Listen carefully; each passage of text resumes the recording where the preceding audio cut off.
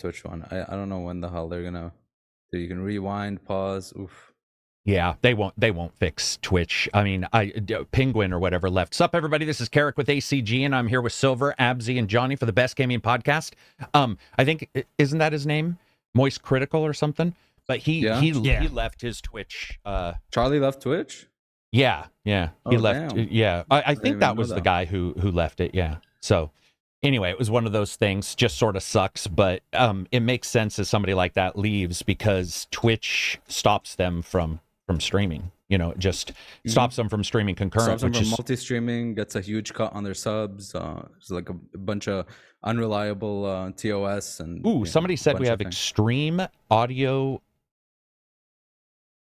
echo. Oh, really? Echo. Oh, maybe you have us playing twice or something. Let me check. Audio seems fine to them. All right. Audio seems fine to me, too. I'm listening right now. Give me 1 second. Also to me. Oh, it's to me. It's fine. Yeah. All right. Sorry, bro. Tried. You may have to reset your system. So anyway, we're going to talk about a bunch of stuff. We're going to talk about Baldur's Gate, of course. We're going to talk about the Starfield review situation because people have been asking how long somebody has to play a game and does it matter, does it not matter? Can you say you have it? Can you not say you have it? We're going to talk about, I got some notes here for the first time. We're going to talk about Total War, the pricing dilemma. We're going to talk about the state of mods in games. Alan Wake has been delayed by 10 days, which makes sense. Yeah. I think that was smart. Yeah, it's more of a window, right? More of a release window thing, more than anything. Yeah. Dude, you know what I always wonder? By the way, like 10 days, what are you gonna do in 10 days? Can you really it's more of a release make a big thing, I think. difference? Yeah, it's certainly not fixing anything. It's purely, guys, this is ridiculous. Like, I'll just tell you this. I have 11 embargoes and 7 are next week. It is actually kind of interesting that it doesn't happen more frequently with video games because you see movies where you'll have a movie that'll be done and that'll just be on the shelf for like 3 years sometimes. Yeah. Before it actually goes into theater release. Even though it is done, it's edited, everything. It's just you could put it into theaters like 3 years ago, but you just put it on the shelf for like 3 years before you actually put it into like wide distribution. Well, and some artists will sit on stuff. Go ahead. What are you gonna say? Maybe it's happened in like the back end for some devs where they just had a game finished, but they decided for maybe financial reasons or something else that they're just gonna hold on to it and release later. I don't know. It's never been reported, but I'm sure it's happened before. I mean, and we do know there's some games that never get released once they get made. I mean, there's been a couple. It's not a ton, but there's been a couple games where Scalebound, something like that. Scalebound was well away from being released, but Scalebound is one of them. Scalebound was like the fever dream of anime nerds and stuff like that, which myself included. But what I saw some people cut some footage and showed me, and I was like, that game was so far away from being anything that people thought. So, it happens, right? Things don't always work out. Welcome back to Silver, who took a trip, which we realized halfway through our podcast last week. So he took a trip to help out some SEALs in a different part of the world. How many days were you gone? So it would be like 6 days. 6 days? Like left early Sunday, came home late Friday. Very cool. Oh, so you still had a weekend to sort of relax because you have a government job, don't you? Do you still do the government job? Not anymore. I'm not working these days because of my health, unfortunately. Gotcha. It has sort of gone to the level where I can't, even though I would like to. Maybe do some consulting and stuff from home or something, remote, Yeah, I mean, that's what I used to do. But that's sort of, I can't do it consistently enough to really sort of offer much of value in terms of like compensation for that. It's time for the Silver mixtape. You need to just make your rap. You make your rap song, and team up with Miracle of Sound and do a song on like Cyberpunk's new DLC or something. Welcome, everybody. Thank you very much for showing up. If you get a chance, tweet out that we're doing this. We're going to jump into the news right now, which we'll just cover Alan Wake real quick. So, Alan Wake delayed by 10 days. I think we've talked a little bit about it already. It makes sense. Game releases are 2023. Okay. Can we now just put it to bed? It is obviously the biggest release year I've ever experienced of all in time. gaming. Yeah, I think so. So I think the one that got closest was probably like 2008. Or 9, but yeah. I this year, remember there's the one right before the decade where it was like that Fallout and Fable and Saints Row and the Far Cry Fs and Forza. fucking, The Fs the came Fs, out. Forza. There's 20 and the whole year was 2018 as well. And I mean, back in the day, the big one was 98. Was it 98? With a lot of CRPGs and FIFA, stuff. Final Fantasy yeah. 7, I think, as well, was that year as well. Metal Gear Solid. Oh yeah, Just all over the place. Baldur's Gate in 98. Yeah, Baldur's Gate as well. I think the big thing now is that because of all the games that have come out this year, there's been an eclectic choice of titles. So you've got like your RPGs, you've got a racer game coming up, you've got Armored Core, got all these games. And so in the past, there would be a game here and a game there and a game there, which was great. But it feels like this year, it's catering a little bit more easily to some noobs. And I don't mean that in a bad way. I just mean somebody looks at Baldur's Gate and they're like, I could probably jump into that.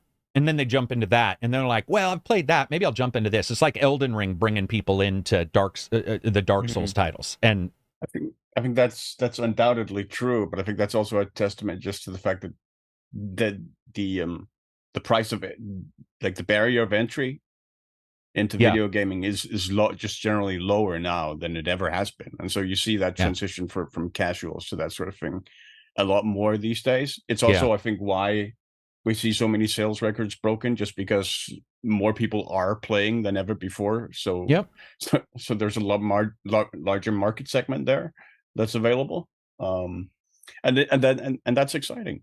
It's also why, I mean, we're seeing stuff like disability features expand, because that's becoming a wider market because more disabled people are playing. The accessibility thing is probably one of the best parts, because people who have accessibility problems can play, but also people who maybe want to play, but they're just not great. You know, they're like, there's something about it where they're like, I don't want to hold or tap the button for a QTE. I just want to hold it. And it's like, great, enjoy yourself. That access is there, and you get it.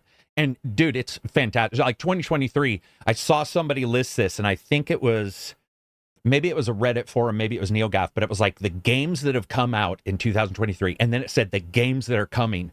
Both of those could have been split twice and been one full year. Like, it was ridiculous. I was just looking at it going like, what the hell? It's so awesome to see. I think also what's crazy is that we saw release cycles that are usually 8 to 10 years apart, like Final Fantasy, a Bethesda game, Zelda sequel, fucking all those games that just, you know, they get released every, you know, 8 years or a decade even, and they all came at the same year. Maybe due to COVID, maybe due to like other things. And just the planets aligning. Right? This is the year. Like, well, another Diablo as well. So it's crazy. That is for sure something that happened. I think that, you know, the quarantine, some people worked harder, and I saw some. Can you put your Twitch channel in there, Johnny? Somebody's asking. But one of the things I noticed live. Was that board game websites and YouTubes exploded during isolation, and they've been hit really hard. And a lot of the ones I watched, they were doing podcasts and they were doing all this stuff, and their numbers have gone down because people have gone out. But gaming hasn't really changed. Gaming sort of seemed to have still exploded. And then once people, I think it's also because there is no board game platform. They're separate board games. But for video games, if you buy a platform, even an old one like Switch, you're set. Maybe not Nintendo games because they don't drop price, but for the most part, you're set. If you jump into PC, it's ridiculous. If you jump into Xbox, there's Game Pass. PlayStation's got a ton of exclusives, so it's like no matter what, people can jump in and be like, I'm ready to play something. I've never played games before, and I think that's the difference between board games and stuff, because I was seeing people say, why have board games not continued? And it's because there's just no platform for board games. Are like a thing that you buy, and it's its own thing. And games, it's awesome, man. It's just, like, this has been an incredible year. It's the most exciting year. Somebody was saying he's reviewing too many games, he'll get burned out. I like games. I just do not. It would be like being burned out on sex. You change the position, but you still like it. I like, even if you don't change the position, right? Well, probably, but with music, I like certain brands of music. I might change the artist, but I still like. I just don't see, and they're new. Even it's like music. It's like a sequel. Oh yeah, do you get bored of music? It's like it's like I'm not like listening to the same song over and over again for years, Yeah. right? Well, most people aren't. Plus, I you're definitely taking do that, breaks but and stuff. Yeah, oh, It's yeah. not like you're 24/7. dude, I have huge breaks. Like that's what I always tell people. Somebody, take a day. It was nice that people were worried about my health, but I was like, yeah, I played 20 hours. That's nothing. I'll play with guys in Discord for like 25 hours because I like games, and then I'll go out and not do games for 3 days. So we'll do some super chats here real quick, then we'll jump back in. Face23BKNY, $20 super chat. Do you guys think Starfield will get overshadowed by Baldur's Gate the same way Witcher 3 did to Fallout 4? So I don't remember Witcher 3 really did it do that to follow? I thought their releases were very far apart. So they're not exactly the same either, but I mean about 6 months. 6 months, right? 6 months, yeah. So the issue. So first of all, let me preface this by saying, like, I don't play Bethesda games necessarily for the story ever. It's for me mostly it's like emergent gameplay, sometimes RPG mechanics and stuff like that.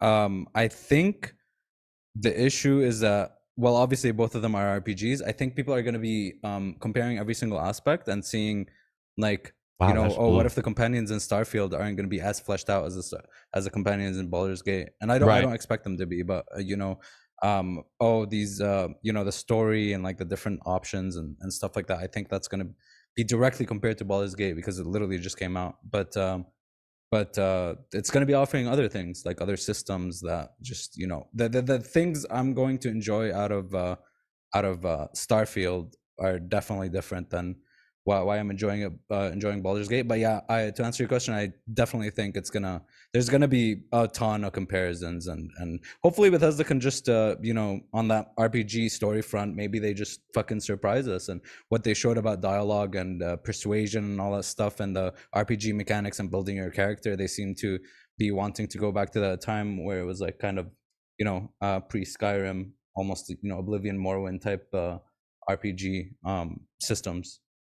So yeah, I would agree with that. Johnny Silver, anything to add to that? You know, I don't have a lot of respect for people's attention span nowadays. So my intuition is that when that comes out, it's gonna be this shiny new thing, and a lot of people are gonna ditch Baldur's Gate if they are still playing it to play that, and that's gonna be the zeitgeist. You know, that's what I think. Yeah, Silver.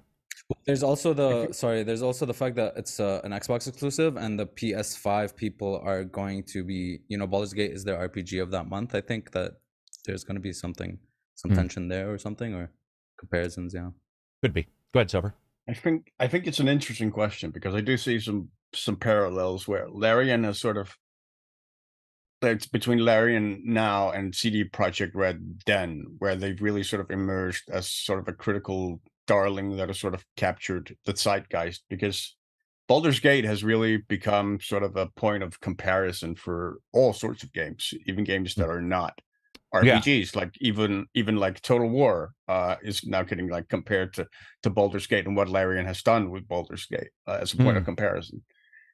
So I think it's possible, but I don't get the sense that we're going to see the same dynamic at play with Starfield, because I think Starfield is so vastly different. With Fallout back then, you had, like, coming out of The Witcher, what a lot of people were talking about was Witcher's like quest design and like the Bloody Baron quest and stuff that a lot of people caught a lot of people's attention back then. And then you went to Fallout 4 and the there's a new colony under attack with Preston Garvey, right, sending you to the radial quests over and over and over again, and sort of the contrast there was sort of the ground zero for that comparison, I think.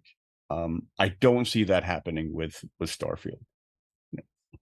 Yeah, I would also agree that when you look at Fallout and you look at Witcher 3, a lot of people see, so I don't think Baldur's Gate is open world, open big land, whatever. There isn't a lot of open worldness in Baldur's Gate. There's a lot of crunch. It's open world in the Dark Souls sense of it. yeah, and the RPG sense, you can do all this stuff. But Starfield's also fantasy. Hang on. I just want to finish this. But Starfield is like sci-fi flying around in ships, building. It's a completely different. It's not only a completely different time frame and magic and sci-fi, but it's just a different style of game. You'll still see comparisons because I've seen. I mean, if we want, we could compare Batman to Tetris. You can compare anything, but are they valid discussions other than masturbatory? Exactly. I don't know. But what were you going to say, Silver? You were going to answer. No, just it was just a touch on the point that Apsy made about classic CRPGs. I think it's more the level. Yeah, for sure. Yeah, it's almost like a mix of like Dark Souls level design with like immersive sim, because you have these locations that open up all sorts of approaches to how you get into the location. You can choose to use stealth and use like a back road, or just use the main gate or whatever. So it feels a lot like an immersive sim, like Dishonored. Yeah, I was gonna say or like in that sense, in the array of options that it offers you to sort of approach. Like, if you're a gnome, go through each central location. Yeah. Another super chat. Bob Rudolph, $20 super chat, just puts an emoji dancing saying whoop. Thank you very much for that. I appreciate super chats. Keep the channel going. Did I read? Oh, Tipsy Tater Tot, $2 super chat with the number 1 on there. Thank you very much. I'm assuming you mean you have to go number 1, and we're not actually number 1. If you think we're number 1, I appreciate it, because wow, we have a lot of technical issues behind the scenes all the time. As Johnny can attest right now, when he looks like he's on the surface of the sun, he thinks he does. I think it's completely seamless, Carrick. Never have any issues. Yeah, everything about the channel is completely seamless. I think also when you look at these, I've seen people saying, Baldur's Gate ushers in this, or Starfield will usher in this. I wish that were true, but it's not at all true. And I also think, in a way, it's also good that it's not true, because in the past, you had Witcher 3 release. And if Witcher 3 ushered in this requirement for every game to do Witcher 3 level stuff, a bunch of B-level games, including Vampire, one of my favorite games of all time, just wouldn't exist. Yeah. True. And so that $60 you spend, or 40 or 50 or whatever, you can compare it to other games. But I just did a review recently where I'm like, listen, comparatively to other stuff, you could look at this laundry list of other titles, but a lot of people aren't. All the titles I may list, 25 titles, there might be a person out there who only wants 2. And so they go to a review to see those 2. Like that's why they're going there. And when we discuss them, we can discuss them in broad terms and hoping that things all get better. But there's some smaller devs that just don't have the money to do Larian stuff. And I do also want to point out that I think it's also blown out of proportion, because Baldur's Gate is awesome, but like 3D discussions aside, there isn't a ton of stuff there that I'm like, that's costing a bunch of resources. It is, but it's not. It's not in the same way a lot of people think, which is cash money. Might be time, might be making sure you got the best writer, and tracking what people say and do is a big deal. Yeah, that's one of the big things about Baldur's Gate. The combat's awesome. We all talk about the combat, but after a while, we go into a combat, you know what the combat's going to have. It's going to have these guys, and you can do these things. The cool thing about the RPG part is every decision you make might affect that next discussion. Not everyone, but more than we see in a lot of other RPGs, which is awesome. But I also think we should leave it open for smaller companies, or companies that just don't have... there's a couple games I'm looking at right now that I'm sure are going to be not compared in that way, but people are going to bitch about cost or bitch about whatever. And it's like, I get that, but you also have to look at the fact that you don't run the world. I don't either. It's like every person that I know, Cadiz like some shit games, man. Like, I'm like, dude, how could you play those? And I'm sure he thinks the same of me. But that means if I'm covering 10, he may only want 2 or 3 on there. And I think a lot of people want to shut your discussion down, which is really weird. Go ahead. I think that's absolutely true, but I think people, we just gravitate towards really simplistic sort of arguments. So that's why. Oh yeah. I mean, one of the most frustrating arguments I see, and this is also centered around like the Total War pricing debate we'll get to later, but is the sense that, like the full game is $50, and so this like expansion or DLC or whatever is $25. So it had better offer me, that's half the game. So it had better offer me like the content of half the game at that price point, which I think is an absurd argument to make to me, especially as someone who's like, I mean, that's also coming from the point of view of someone who has played games for a long time. And I remember like back when we used to have expansion packs before the DLC, and they used to run $25 to $30, and not all of them had half the value of the full game, I want to say. But I think we just gravitate towards those kind of like simplistic arguments because they're easy to make and understand. Yeah, I think also people get confused when they're with friends and they think friends are a podcast, or they think a forum is a podcast, so they like want to discuss everything. And sometimes it's just like, dude, is a person, are they liking it? Great. Yeah. At some point you just have to walk away, and I think that's one of the great things about being a reviewer is I'm always going on to some other game. And so like I'll see a discussion, I'll be like, I don't have time for that. Like you guys, and maybe I'll circle back to it, but you don't get stuck as much, which I think is really nice, because I've seen some of these discussions where like a discussion will be 5 hours long about, 2 games where I'm like, really, is the comparison that needed? I mean, I get it because you want people to be engaged in that conversation, but after a while, it's sort of just a big circle. And then you come back and you're like, yeah, we discussed the differences, and there are differences. And that's all you get out of it. And it's like, well, we could have said that right at the starting. Speaking of right at the starting, I did put this in the title because I want to cover it a little bit. So the Linus Tech Tips thing and the Gamer Nexus thing.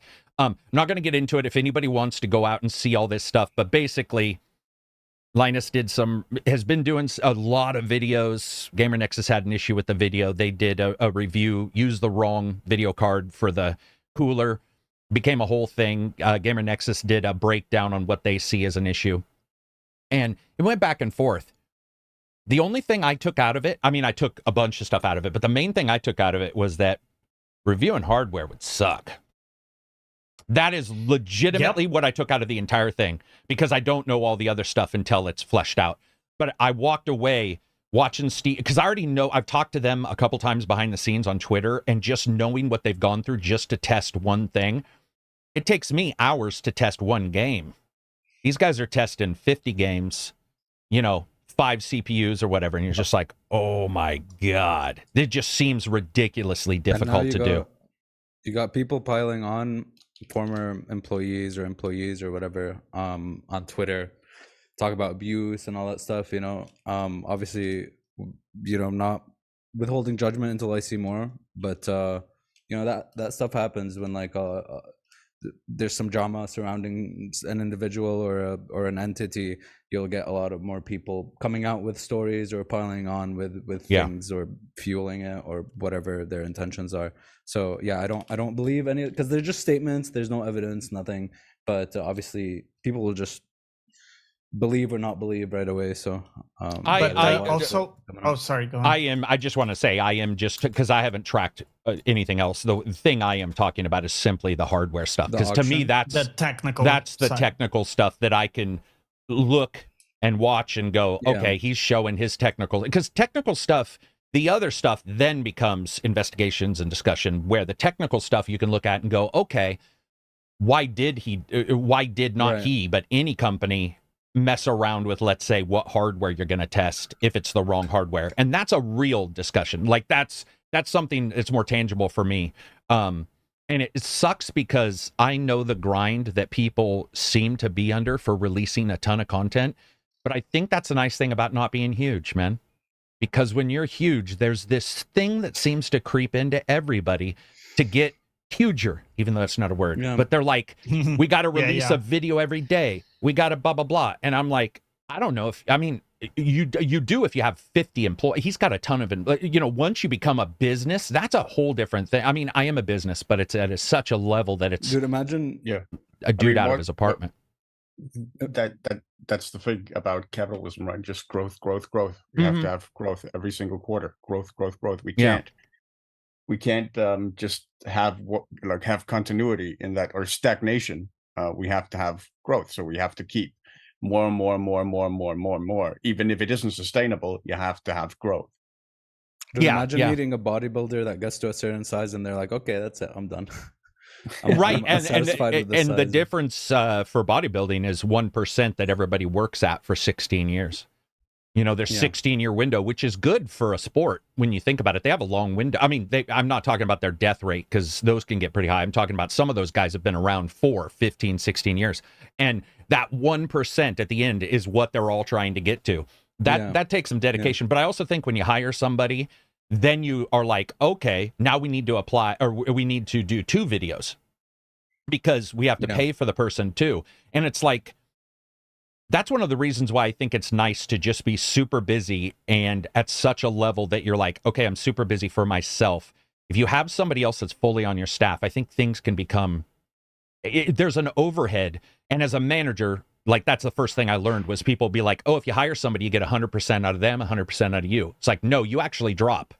You will drop down to like 80%. And you'll get 70% from them. You will never go 100. It doesn't work like that. And even if you gave them your channel login, it wouldn't work like that. There would always be that overlap. difference in percentage that will chain react into even more, because there'll be more margins and stuff. Then you want to fill those margins, so you hire more people, and then you produce more content to like hire more people to produce more. You know what I mean? There'll always be that pull. Also, the big thing I came away with, actually, I should say, was my original point. I don't know why I didn't point it out, which is that being accurate is super important because you can screw up somebody's business. So it's like whether you're reviewing a game, even if you don't like the game, that's fine. Like I've never had an issue with being like, hey, this game only cost $8. I think it's worth $1. No issues there. But if you start covering stuff and not really, if you start getting into the really detailed technical stuff, that can cause an issue if those are incorrect and then somebody gets hammered for that. And their testing is different than my testing. Like I'm playing on a game system. It's got a couple programs, but I do try to keep a dry system. But they're doing stuff on benchmark systems. And one of the things Gamer Nexus was saying is like some of these numbers are way off. Like legitimately, it don't make sense. And that's when then you hurt a company that's just starting out, or it doesn't even matter if they're just starting. That's capitalism for you, where we all, or not capitalism, but like the social zeitgeist I hate, which is like a big company. I even made like that thing where I'm like, the small company, we need to worry about them. No, you just need to be accurate. It doesn't matter the size of the company. You should just be accurate. There's a certain responsibility that comes with having a platform. Yeah, that you have to sort of own up to and reckon with. And not just that, but it really highlights the difference between entertainment content, which is primarily what they did, right? Linus Tech Tips was always, they're doing something a little scuffed and they're having fun with it. But now they're going into, hey, here's a full review. They have their lab and everything, and they're marketing the video as a technical review. Yeah. And that's where the bar is higher. And, Steve from Gamers Nexus, he does a great job of really getting into the details and saying, how did this not jump to you, right? When you look at that and there is a huge outlier that you didn't explain. So I get that. And actually bringing it to your world, Carrick, that actually gives me trepidation when I want to make a video about a game. I rarely call it a review because I think that's a very high bar for me to say I'm reviewing this game. There's a lot of aspects I would need to cover. The technical, did I try it in different difficulties? Did I complete the game? Did I really understand? So for me, I don't take it lightly, and I usually will say maybe it's a preview or kind of thoughts. And I think a lot of people take it lightly and they just say, here's a review. Dude, I mean, behind the scenes, like I hear it all the time where people are like straight up, I'm just switching to a softer sentence. I'm going away from numbers. I'm going to say this is good or this blah, blah, blah, or you should get this instead of putting I don't mind scores, but that's because I'm pretty stubborn. So I'm like, and I'm pretty confident in what I like, my opinion of something. Like even if it's a great game to everybody else, I might say it's a great game, but I still don't love it, which is what happened with the Pentiment. Is that the right name? Yeah. Where I was like, yeah, it's definitely a good game. It's not for me, but I would say get it. But if you're like me, don't get it because it's not gonna work for you. But I think, and dude, I knew many people who used to do scores and they start to creep away from scores to something very soft because it's easier to not stress about. And I get it. I get it. It is an Yeah, important and thing. you also avoid that entire debate, man. Oh, you scored this 72 and this 77. Oh, dude, that's a hard debate too. Why the 5-point difference there? Right. Like And this, yeah. And that's why I don't like it, because when we're talking, dude, I just don't think I've ever DM'd one of you guys and said this game, this movie, this person is an 8.5. What does that even mean? Like, so a wording of buy works better. It's still score. But yeah, and by the way, I should point out, Gamers Nexus has been wrong too. And they've done stuff. I've been wrong. Or I've had a technical issue come up later. Or Elden Ring. Elden Ring's patch legitimately, by the way, my tongue's blue because I had a Jolly Rancher, so that's not DMT. But I lowered the review because the performance actually got worse. It got worse with Hunter Call of the Wild, or not Hunter Call of the Wild, Hunter Simulator, and I had to put out another video. You do have to do it. It does happen. It does happen, but it's just one of those things where, yeah, if as long as you have experience with the game, Johnny, I would say the best thing somebody like you could do is come up with your own terms. If you feel like you need to be soft, clearly define them for yourself. And then I like mine because buy is a pretty, it's not it's a pretty big, like, for example, I've had people say, why don't you rate more games never touch? And I'm like, because never touch to me, I'm putting my foot in the sand. I'm saying pretty harsh. Yeah. Dude, that's ridiculously harsh. Yeah, like that's don't even get it on a sale. Yeah, right. Or on Game Pass, don't download. Like when I say never touch, I mean it. So the games that I've got never touch, I'm like, there's a reason, whether it be technical don't even try or story. It. Don't even go don't here. Even try it. Yeah, here be dragons. Yeah. Yeah, right. Like a map and a little scroll at the bottom with a picture of the game. Here there be dragons. Yeah, it's a sad discussion to have, but I'm sure everybody will come out of it. And the cool thing is, whenever you see somebody make a mistake, if you're a smart person, you look at it and go, do I need to learn from that? Maybe you don't, but sometimes you'll be, and so other tech reviewers can look at that and be like, okay, that makes sense. I got to chalk that off. You might think to yourself, oh, these videos are slightly goofy. I'm going to get away with doing a certain thing. And by the way, as somebody who jokes in my reviews, I do have to watch out and make sure I still cover the game. Because if it's just if it's a 20-minute stand-up session and there's no data, well, then that's on me. And just way down the metaphorical board. Yeah, right. And I've had people complain about that where I go back and look and I'm like, no, I actually did. You may not like what I joked about, but you got to watch that. And those guys got to watch. So it's great that other tech YouTubers, websites will see that too. And we'll go, okay, we need to make sure that we, like, and this happened with Redfall previews, by the way. A lot of people got heat for their Redfall previews. And I'm telling you guys now, people I talk to, I trust, and I just talked to somebody about it yesterday for almost 2 hours, and they're like, dude, the game I played did not have some of those issues. They didn't do a preview, but they played the Redfall's preview. And I was like, interesting, because 3 or 4 people I really trust have stated that. That's rare. But with previews, you also got to watch out, too. You got to, draw the line between this is a beta, it's not ready yet, these tech issues are here, and saying everything's great, I'm sure it'll be fixed, and Day one patch. Yeah, is there a reason why Day one patch 99% of previews are skewed positive? Like very positive? Yeah, because there's hope.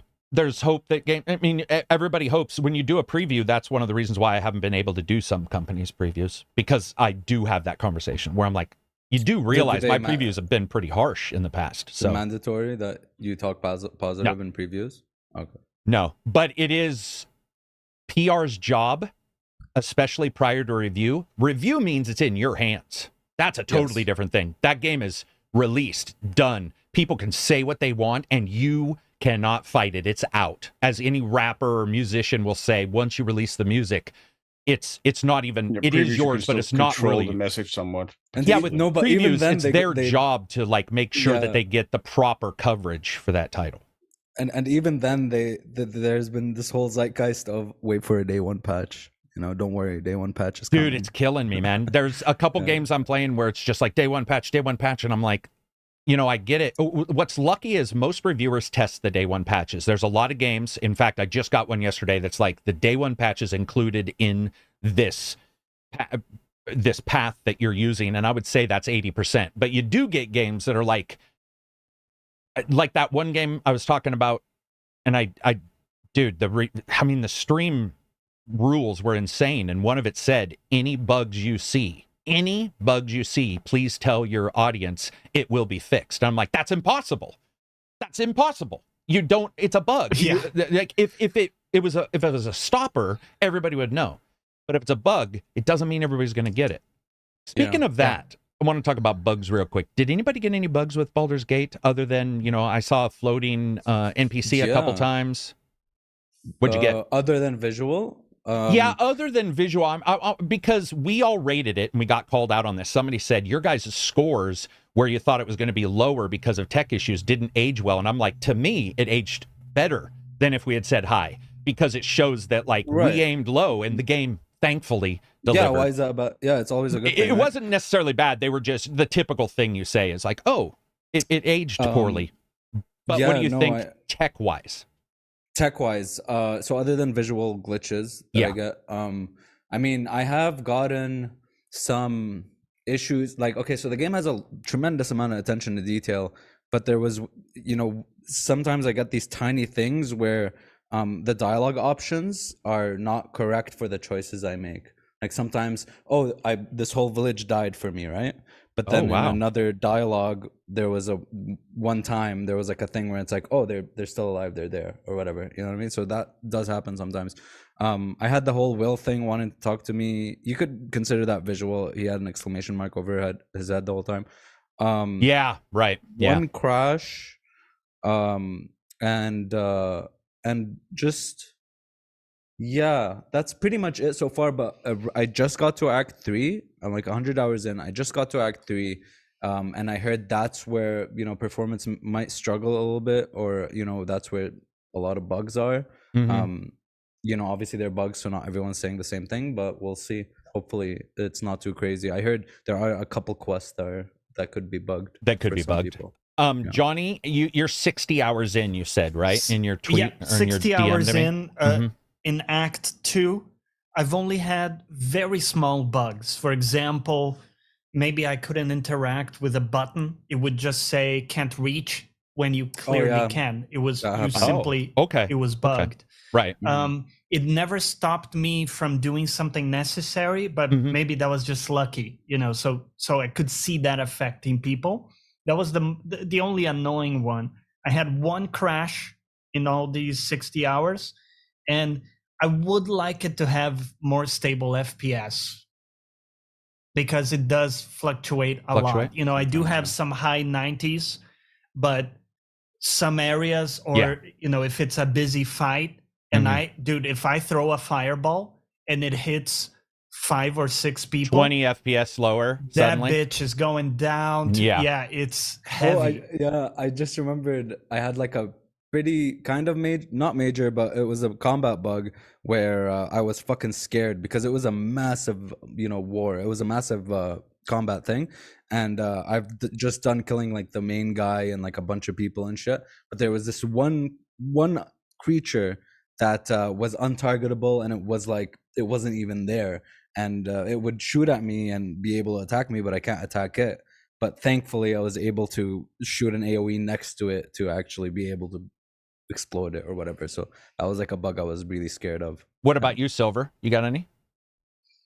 Yeah, I've seen like a bunch, but I've also like been really prodding and experimenting a lot to sort of push it. But like a good example is like the cantrip create flame. I found to be bugged, where you're supposed to create the flame in your hand and then throw it, and it creates the flame all right, but then the flame sort of disappears from your window, so you lose the option to throw it. Oh, interesting. So it's just kind of there without being able to throw it anymore, and you have to sort of resummon it to be able to throw it, which I found really weird.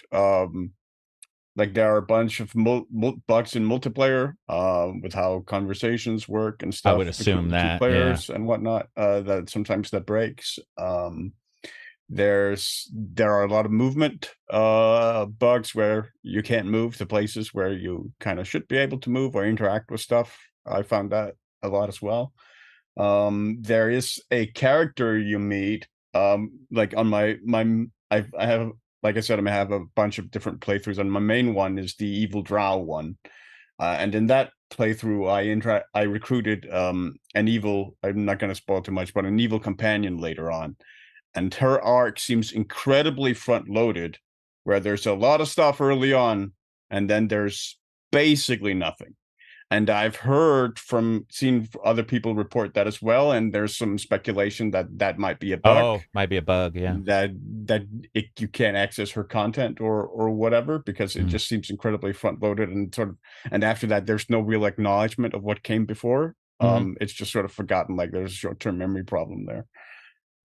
So it's been a little all over the place. Also, the frame rate drops that Johnny described, I've experienced those as well. Very inconsistent. Especially if you've been playing for some time, it almost seems like there's some sort of memory leak or something, because the game will start to. I heard that for to drop. I haven't gotten issues with that, but I heard that, yeah. But that helps. Just rebooting the game fixes that for me. So, but yeah, it's been a little all over the place.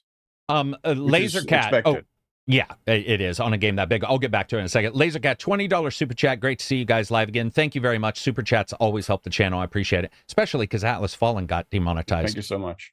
What a weird situation. But yeah, I would say that it is much less buggy than I was worried about, but still there's some bugs. And so nowhere near Path of the Righteous. Nowhere near. Yeah, and nowhere near my worries, which I just think is awesome to me. I love to be able to explain it. I love that you look at it and you're like, oh, there's some FPS drops, so it's still human. There's still some human rubbed off on there. There's still some problems, right? And instead of like everything, it's like, and that sounds really weird, but I'm pointing this out because there is this discussion of Baldur's Gate is destroyed the competition and it's elevated everything, and I'm like, I've had that experience with the reactivity of the game, but I think maybe that's because my first main playthrough was evil, right? And I think there are definitely some issues there where a lot of the dialogue choices you get are fairly disappointing in that regard, which is very standard, I think, for CRPGs with evil playthroughs. Like a lot of the time you'll get like 3 options and they'll all be like apologetic or something, or that won't really feel like it fits. Sometimes there isn't a connection to what you've done that feels natural, like Apsy described, like maybe people will still be alive, which is also an odd thing with the ability that you can knock people out to leave them alive, because I never found the game actually acknowledged me doing that. Like I would knock people out, leave them at 1 hit point, and the game would still act like I had killed everybody. There is only a single time that worked for me. Yeah. One single NPC I met who had an interaction with my characters, and I'm like, I don't know if I need to kill this person. I don't know if I should kill this person. So I knocked them out, switched everything to the, wussified version. Yeah. I will say also Dark Urge, way more wussy than I expected. Everybody was like, blah, blah, blah. And I was like, my evil stuff. I think it's because Dark Urge, there's a little bit of forcing. There's also, something's up. So when I play an evil character without Dark Urge, I'm like, this is me, man. Deal with it. And I just slaughter. It's so fun to be able to do what you want. And you can pay the piper. Yeah. There's been a couple times where I'm like, ha, ha, ha, uh-oh. And things didn't work out so well. One of the funniest moments for my drow was getting to the goblin camp, and there were like some goblin kids, and one of them was being really sort of obstinate with my drow character. So I just had Lae'zel basically pick him up and throw him off. And throw him. Yeah, off the good cliff. Times. Like the best of times. Yeah, it's cool to see, though. Certainly no, like there's no disrespect towards them by saying that there's some issues. It's much more. No. It's just a reminder that it is still a video game at the end of the day, and it still works under the constraints of being a video game. Yeah. It's much better than I thought it was going to be tech-wise. I'm very pleasantly surprised by it, man. Attention to detail is awesome. Attention to detail is great, all that kind of stuff. And that's what's going to be interesting about Starfield, because I don't want the attention to detail. So Starfield's this big thing. I'm sure there's going to be characters you dive really in, but it's like a lot of people are just going to be like, I'm Mal Reynolds from Firefly. I'm Starbuck. I'm whatever character, and I just want to fly around. And instead of really desiring those super deep blah, blah, blah things, they may actually want something where people treat them a little standoffish, because they are standoffish. So it'll be interesting to see 2 different playthroughs of that game. somebody diving in really heavy, checking every single thing, seeing the role playing, comparing it, maybe not to Baldur's Gate, but to whatever. You know, one thing they do super well is throwing curveballs your way to keep things interesting. And because sometimes the unintended consequences of your decisions are the most fun part. Yes. You know, I made a decision at one point, and it resulted into a whole village being basically destroyed, and every person I had talked to and, you know, had stuff going on, had like quests with them, they all turned into undead. So, same. You know, and it was, I didn't know that was going to happen, right? And I rolled with it. And I rolled with it, yeah. It's pretty cool. George Foreman says something I want to point out because he's incorrect. He says, do people forget BG3 has been play tested for the last 2 years? It has not. BG3 has definitely not been play tested for the last 3 years. Its first early access section was. Act 1, and to say that is a difference not knowing that is a vast problem with this particular game, because as we've all heard, there may be some issues later on. And one of the reasons why that would crop up is because the first section is so well trodden by so many people reporting, and the amount of people who are saving, saying something's wrong. They say the guys look at the posts and go, oh, we got to fix this, blah blah blah. It's not the same thing, man. It's not the same. That first section was pretty flawless, and I think the reason why, for the most part, is because it was played for 2 years. But the rest of the game, the performance stuff we're talking about in later game, that's why. And I think it'll be interesting, or I'm excited for it to get various patches that fixes things, maybe adds things, because it's like very viable to replay, and those could like pull you in again, where it's like, oh, a new Baldur's Gate patch, let's do a new campaign or something. Which is on the note of the 2 years of early access, what does sort of boggle my mind is that after 2 years of early access, this is the UI they came up with. Yeah, right.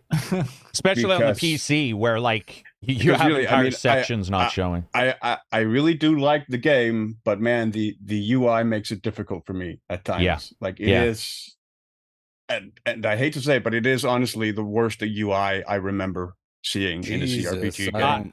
I would say, there are a lot of reasons for saying that. The fact that you can only ever control one character at a time is a big reason. There are no party formations you can set.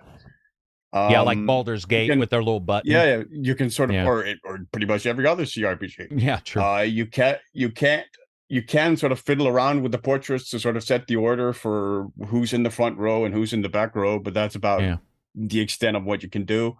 You can't group characters together, really. You can sort of link them, and then you'll control a character, and then they'll sort of, the people linked to you will sort of follow along, and as they follow along, they will happily step through traps or environmental dangers or whatever and get slaughtered. Happened all the time to me, man. All the time. Yeah. There's no ability, and even as you have to sort of fiddle around with the portraits, there's no way to pause the game. You can shift sort of space.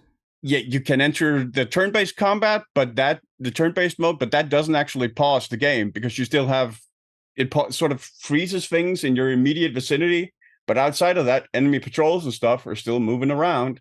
So you can like freeze the game in you can freeze the game in like the battle mode, and then have an enemy patrol come wander in and enable combat. So there is no way to like freeze the game outside of, maybe you could go to camp. That would be like the only way.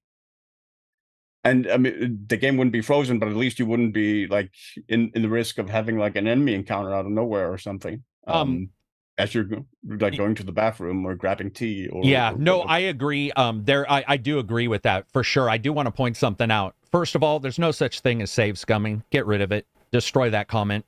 You save when you want. You don't when you want. If the ability to save is there, save as much as you want. If anybody's telling you your save scumming, dude, they're just not a part of the discussion. That is the dumbest, like, dick measuring contest I think I've ever seen in my life. You can choose to not save in any game. You can choose to save as much as you want in games that allow you to do so. Do so. Iron Man or bust. One save. Dude, it's the worst, most embarrassing conversation, because it is somehow become, bro, do you even lift, of video games. Like, when it's bad when nerds get together and start like badgering each other. Bro? How many saves you, bro? How many saves? And you're just like, this is the worst conversation. That's embarrassing to even talk about. You do what you want. You save what you want. If the game allows you to do it, then do it. And by the way, most games, if you go to medium or difficult or whatever, they'll have, a save limit or something like that. We saw that Atlas Fallen, I believe, has that. A couple other games I'm reviewing all have like little alterations on your save systems to add difficulty. But that's another thing I hear where somebody will be like, oh man, you're playing it on, medium. The only way to play this is on Iron Man. You're just like, dude, seriously, man, just get over yourself. I mean, damn.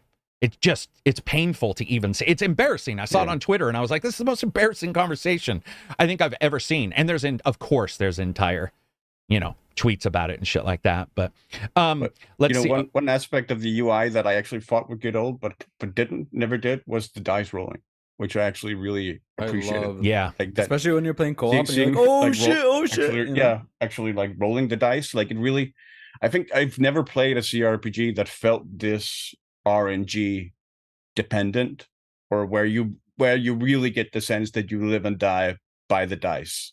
Yeah. Trust the dice. And like I had a string. I turned off the karmic dice, and I had a string in like a combat section with Lacelle, where she just missed, like she had a 70-80% chance to hit, and she just missed like 10 out of 12 attacks in a row. It was just like, what the hell? Or 98% misses. Those hurt, man. Those 98% misses hurt. 98, that would make me angry. I still think decay damage needs to be put in games. If you have 98%, great. You don't hit them for full damage, but you get 1 point. Or there has to be, so otherwise it starts to look ridiculous. But I'm talking more about XCOM than I am this game. I will say though, the HUD is an issue, but I want to move to good. Oh, and I do say splitting and grouping, that is so cumbersome. But ignoring that for a second, when it comes to older games, CRPGs, Path of the Righteous, all this kind of stuff, as somebody who's loved these for years, it is awesome because like I was a Icewind Dale, more than Baldur's Gate, but it's great to see this game come back. And I love Pathfinder, but I don't love Pathfinder. Sorry, I loved parts of Wrath of the Righteous, but it didn't obviously catch on. And it's so nice to see this insane time frame where suddenly it's become popular. Yeah. And I feel the same way whenever I see, for example, Forza Horizon, when it launched, racers were either super arcade or super real. And I know not everybody believed in Forza Horizon. I didn't actually. But once I jumped in there, I'm like, this is a good middle ground. This actually works. And it was nice to see that success. So then other people were like, all right, let's try this. And they weren't the first ones to even try an open world. They were the first ones to successfully do it. I would like to see Baldur's Gate kind of stuff. We're starting to see sci-fi companies come forward. I would love to see a sci-fi, more of those. We're going to see the Warhammer one coming. Trader, like a Shadowrun type game with like within that sort of sure. Yeah, more of the Shadowrun, because Shadowrun I just think is a IP that's been slept on too. I really hope, dude, like this, the comeback. If Microsoft were like, we're doing a first person, Shadowrun, dude, I don't. Yeah, that would be one of the few times I would freak out legitimately. As a fan. Yeah, we started seeing like CRPGs come back with Kickstarters, like Pillars of Eternity, I think started it all with its Kickstarter, and then that led to Divinity Original Sin. Wasteland 2 actually was the first one, maybe, and then Wasteland 2. Yeah, it might have been. Yeah, and then that just chain reacted, and the CRPG became big. Even D&D started becoming way bigger, especially when COVID hit, like around 2020. And it's so nice, man. I don't. Do you think we'll see like big AAA studios tackle CRPG? Like fucking Ubisoft, that's actually a good. That's actually sort of what I was getting at. Is like we see the Rogue Traders and we see the Baldur's Gate's a big company now. Those guys, you hope Dragon Age, right? But yeah, I mean, and that's the other thing is Dragon Age is pretty close to. I mean, Dragon Age Inquisition, especially without the mods for cameras, it was pretty zoomed out. It was to the point to where it was like I mean, it was still real time with pause, wasn't it? Kind of. Yeah, it was. Yeah, and it's like. It's pretty close to a CRPG, so it's where are they going to go with that? It's going to be interesting to see. Moving on from there though, so that we don't talk Baldur's Gate into the ground. We've already done that for 3 podcasts in a row. We talked about Alan Wake. We talked about that. Starfield is lacking de novo. So yeah. So was this just people mining Because reviewers got it? It's been reported by 2 articles. I think one was from IGN. Let me just see. One was from PC Gamer, I think. Let me just reread that. It was from GOG and PC Enjoyer, sorry. And apparently, yeah, it's coming out on GOG. Obviously, GOG doesn't have Denuvo. Right, yeah. And it's coming straight out the gate with the Creation Kit. Obviously, I think maybe the decision is also because I think without not having Denuvo also allows for higher detailed mods and maybe I don't know the specifics of that, but they might be connected in some way. I think Denuvo, especially, they have the different levels, and I think the high level definitely is attached to FPS issues. Maybe the low one isn't, but they're cracked so quick. Not all Denuvos have been cracked. There are a couple games that haven't, but very rarely. And a lot of them do get cracked right away. So we'll have to see how that goes. But yeah, I saw that they that it wasn't going to be there, and I think it is what it is. I don't sort of care either way. I don't have an issue with DRM, really.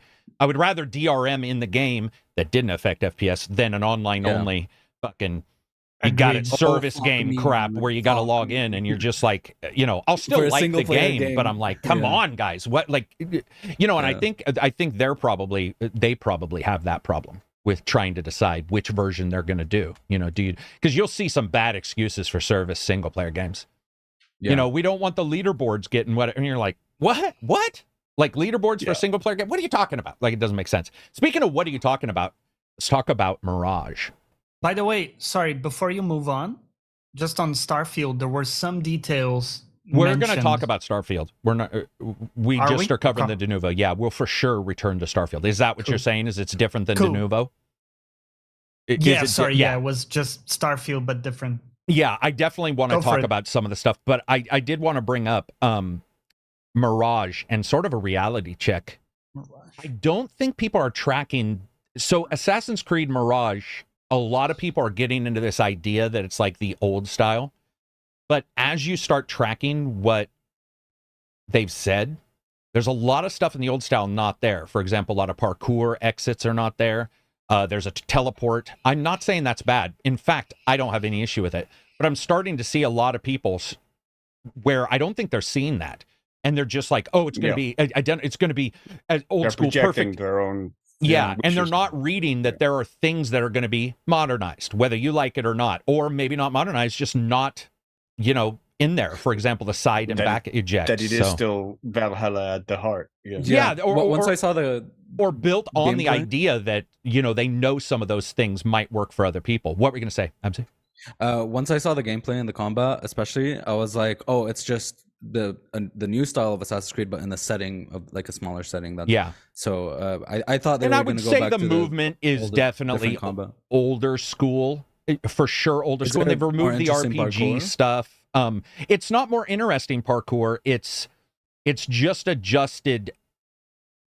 It's definitely made to sort of reference and give you the feeling of the old. Even down to like the clothes to evoke that feeling of the Altair assassins. I think they're just trying to hit multiple spots, and some people are not seeing the news or whatever. And I just can see people going in and being like, "There's a teleport, right. What?" And it's like, dude, the teleport was shown 3 trailers ago. Like, you got to be aware, because I think a lot of people also didn't like the super magical settings of the new ones. But I got to admit, man, not Syndicate. But some of those I played, I was like, they weren't magical or anything, but you're still like, at some point, you sort of have to just realize it's not reality. There's some things that are going to happen here that just, what is it, like a Predator move they showed in Mirage? I think that's what people are calling it, which is like a teleportation kill. And I know some people are like, oh, that doesn't require skill or whatever. And I'm like, well, to get there, it does. To get there and use that, it does require skill. Will you be able to use it against all people? We don't know. We do know you can one kill everybody, right? Or one hit everybody. I think I think they've already stated that's for sure in. So there's a lot there that I think will please older gamers, but I'm hoping some newer ones too. Did they make away with like every enemy having a level on top of them and being? Yeah, I don't think there's levels in this at all. No, because the RPG component is down to skills you get as you just go up. You don't like It's not You like don't the get big armor skill and tree. weapons and all Yeah. that shit. Okay, Right. cool. And if you do, I think it's more locked in, like the old days where you got Like the older, you know, days. Yeah. I'm excited And- for it when it comes to the title. I just hope people understand what it's realistic offering. expectations, Yeah. What were we gonna say, Johnny? From an aesthetics standpoint, it looks way more assassin-y Yeah. than Right. Yeah. Odyssey, Valhalla, where Origins, you're just all of them. Yeah. the way I Valhalla, played those where games. you didn't know. I was fucking either. not like anything adjacent to an assassin, Yeah. dude. I was just a Or a brute. I Viking. would- Or a I would Viking, jump yeah. in. That was the big miss with Valhalla is they didn't do either. Like, by the way, I still play Valhalla. I like a lot of parts of it, but there are times where I'm swinging a sword 300 times and just chipping away a guy, and I'm like, Yeah. wow, that Yeah. missed. But again, it doesn't matter because this is their mini game. That's another thing. I don't think Ubisoft isn't reverting course at all. This is just their mini game, and they have two others, and then they have the mobile, and then they have the Japan one.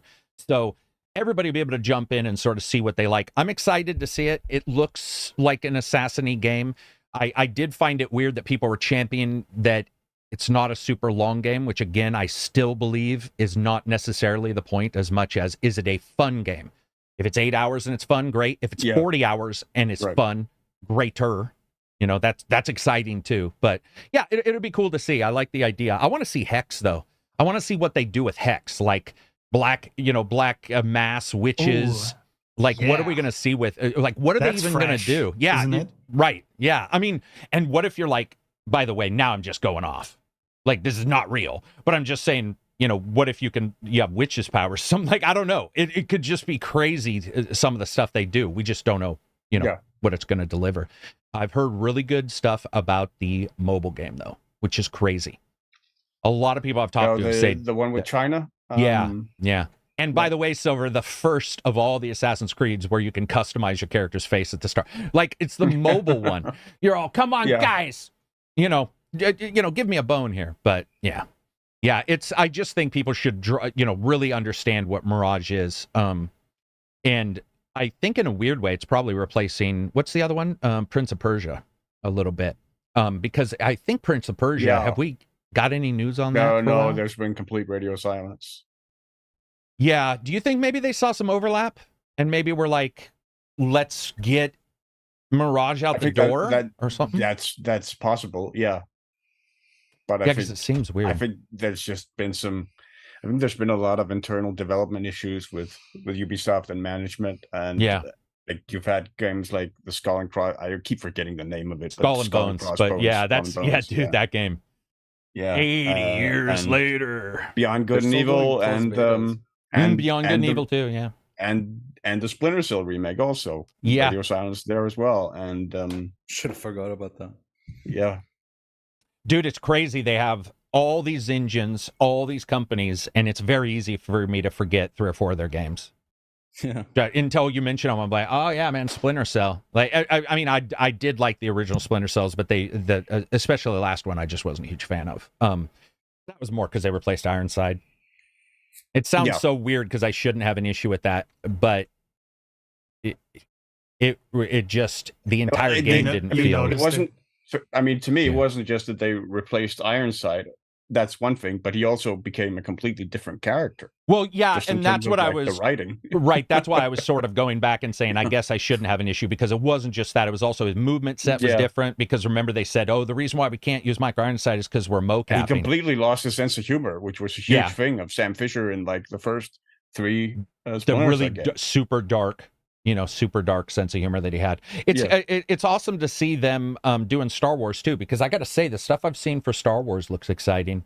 I mean, for what it is, who knows? It could turn out to be absolute dog shit. But from what I've seen of the Star Wars game, that's sort of what I want to play.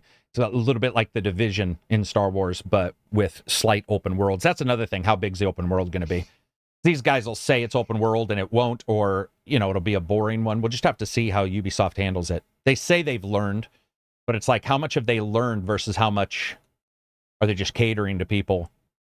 I mean, it's obvious that Valhalla must have hit some proper, gamers, because that thing has sold $800 billion worth of games. So, let's go back to Starfield, though. What were you saying there, Johnny? You wanted to talk about Starfield. So I saw some stuff that that got me kind of excited. Some more details that dropped about Starfield. So there's a jail system, so you can get arrested, all that good stuff. You can recruit 20 plus crew members. You can buy and own homes in different cities. You can hide illegal contraband on your ship with unique ship modules. And there are options for pacifist runs as well. A lot of stuff there.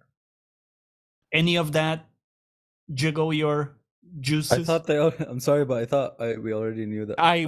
That's what I was going to add, Johnny. Is Did we? No, it's just I thought those would be in the game. Right. But I did. The one thing that is surprising me, I guess, is just being able to buy homes in cities. But I guess that makes sense. But that's cool that not only can you build your own, right? You can actually buy an apartment or whatever. Yeah, like Skyrim, where you could buy a house in each one of the towns. The right? idea of like owning a flat in whatever, like some random city, is awesome. We all know what's going to happen, though, guys. It's going to be just like Skyrim, where there's all this hope and this blah, blah, blah. And, of course, you'll get, PlayStation guys. What I say is if you want to play Starfield and you have a PlayStation, just close your eyes and imagine 60 FPS. Like, you're not getting it. You're not getting it. But those people who will be playing it, I have this feeling it's going to be a lot like Skyrim, where it's just like you go into it, do some random stuff, then go over here and do some random, and it's just not going to have the I know some people are like, I want to get to the end or whatever. We've all said that, and then it is Bethesda. And then you went, their storylines aren't necessarily, like grabby to make you want to go to the end. So we'll have to see how that goes. Screwball, $20 BG and Super Chat. Thank you very much. What do you guys think about Starfield's side content? What do you think is something they haven't talked about that might be in the game? Is there, or what do you want? I want thematic, either thematic worlds or thematic kind of quest lines, and they have done that in the past. Like in Fallout 4, most recently, there was a whole Harbor section kind of stuff? where it was the town you went into, and it was kind of had this like detective vibe to it. Like, kind of a comic book detective kind of vibe. I want those kind of vibes where it's like, oh, this quest line is just survival horror, and they have done that as well in Fallout. Like a lot of places are horror and stuff like that. I really like to see thematic, kind of different, tangible thematic quest lines that have explore a couple different genres. That would be fun. Anybody else? I want to see different belief systems in the game. I want, maybe a character that is religious. Maybe they have a creed they follow and their worldview is shaped by that. I want to maybe be able to go down that route, or like Outer Worlds, different like worldviews, that type of stuff where you see them collide, where the religious crew member, it has like banter with the hyper scientific guy, and that type of cultural clash. Anything from you, Silver, that you want to see, or is there anything honestly, something I think could be really interesting that we've never seen in a game like this would be something like the ability to like hold public office, I guess. Like become a magistrate. Make decisions, become a magistrate. Become a magistrate, enact edicts, like say no weapons allowed in town. Or, that'd be awesome. Or something, right? Or like have to run for office, gather votes, charm people, or run a political campaign, or like something like that. That could be really, really interesting. Make a tangible difference in a small area. Or not small, but in a not the planet wide. You're talking about like maybe take over a base. Or like a little village, or maybe a planet. Eventually, cordon off the planet from anybody trading.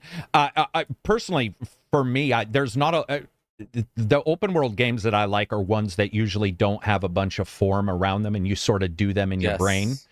So for me, you were talking about, you can hire people, and I'm like, well, could I push somebody that didn't want to get my ship into my ship and then fly off with them? Can you kidnap people? Because that'll be the, one of the things I'll try. There's certain things that I'll try that probably aren't built into the game. And I think with Skyrim, Oblivion, those kind of open world games, I always try something weird like that. But when you look at it, it doesn't feel to me like the religion thing might be there as much, Johnny. And the only reason I mention that is because this overlapped with The Expanse by 7 years. And The Expanse, which I just rewatched, has very little discussion. There's some discussion about religion, but it's more Mars versus Earth versus Baldurs, right? It's like the 3 lines. And if you look at their historical timeline that they did and they released, not all of it, but a lot of it's based on like the warring sides. And I'm wondering if that pushes out. A lot of times it seems to push out the religion because people maybe of different religions are on Mars side, let's say, in a space game or a space movie. And so they forget that people might think along the lines of something higher, a higher purpose. But the cool thing about you is, who knows, maybe you can do that, man. Maybe you can, the cult of Chuck Norris, where everybody believes they throw a child into the sun, it keeps the sun going. Yeah. Also, do you think you can space people if you get annoyed with a crew member? Yeah. Just space them out of your ship? I bet you can, even if you can't. The system has people able to come on and, dude, people will game it and figure it out. Because it already allows for movement around the somebody. That's what I meant. Rubbing up against something, like pushing somebody, just using the physics of the game.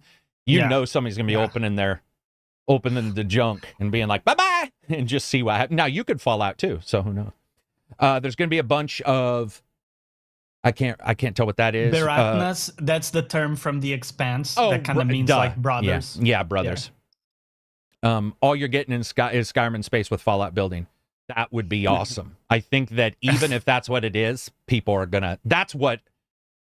Remember when it was first shown, people were like, I hope it is really that. So I think a lot of people that's exactly what they're hoping for, is they don't want them to sort of adjust their style of game. I found the Outer Worlds boring. Hope the second one is better. Which one's the Outer Worlds? Is that the gravity one where you're flying the ship around? Or is that Oblivion? That's the cartoony, or like Obsidian. The kind of Fallout style Obsidian game. Yeah. I really like that game. I get why people maybe didn't like it, but I liked it because it was more contained. I liked the hub. It was awesome. Yeah, I had a really good time, but I can see why some people probably didn't. It came at a time I wasn't too fond we of were it. wanting an actual first-person good fucking RPG with good choices and consequences and stuff, and they delivered exactly that. And can you guys believe this? In the time that Starfield was first shown and discussed and blah, blah, blah, and now to release, Outer Worlds was created, shown, and released in that small amount of time frame. Like, that's why I don't know if they compare too much, because it's like, the one's been, it's a different style of game. I liked it, but I can see why some people wouldn't. Would you like to see missions like the Fallout 4 one where you nuked a town, got to see the aftermath? Fallout 3?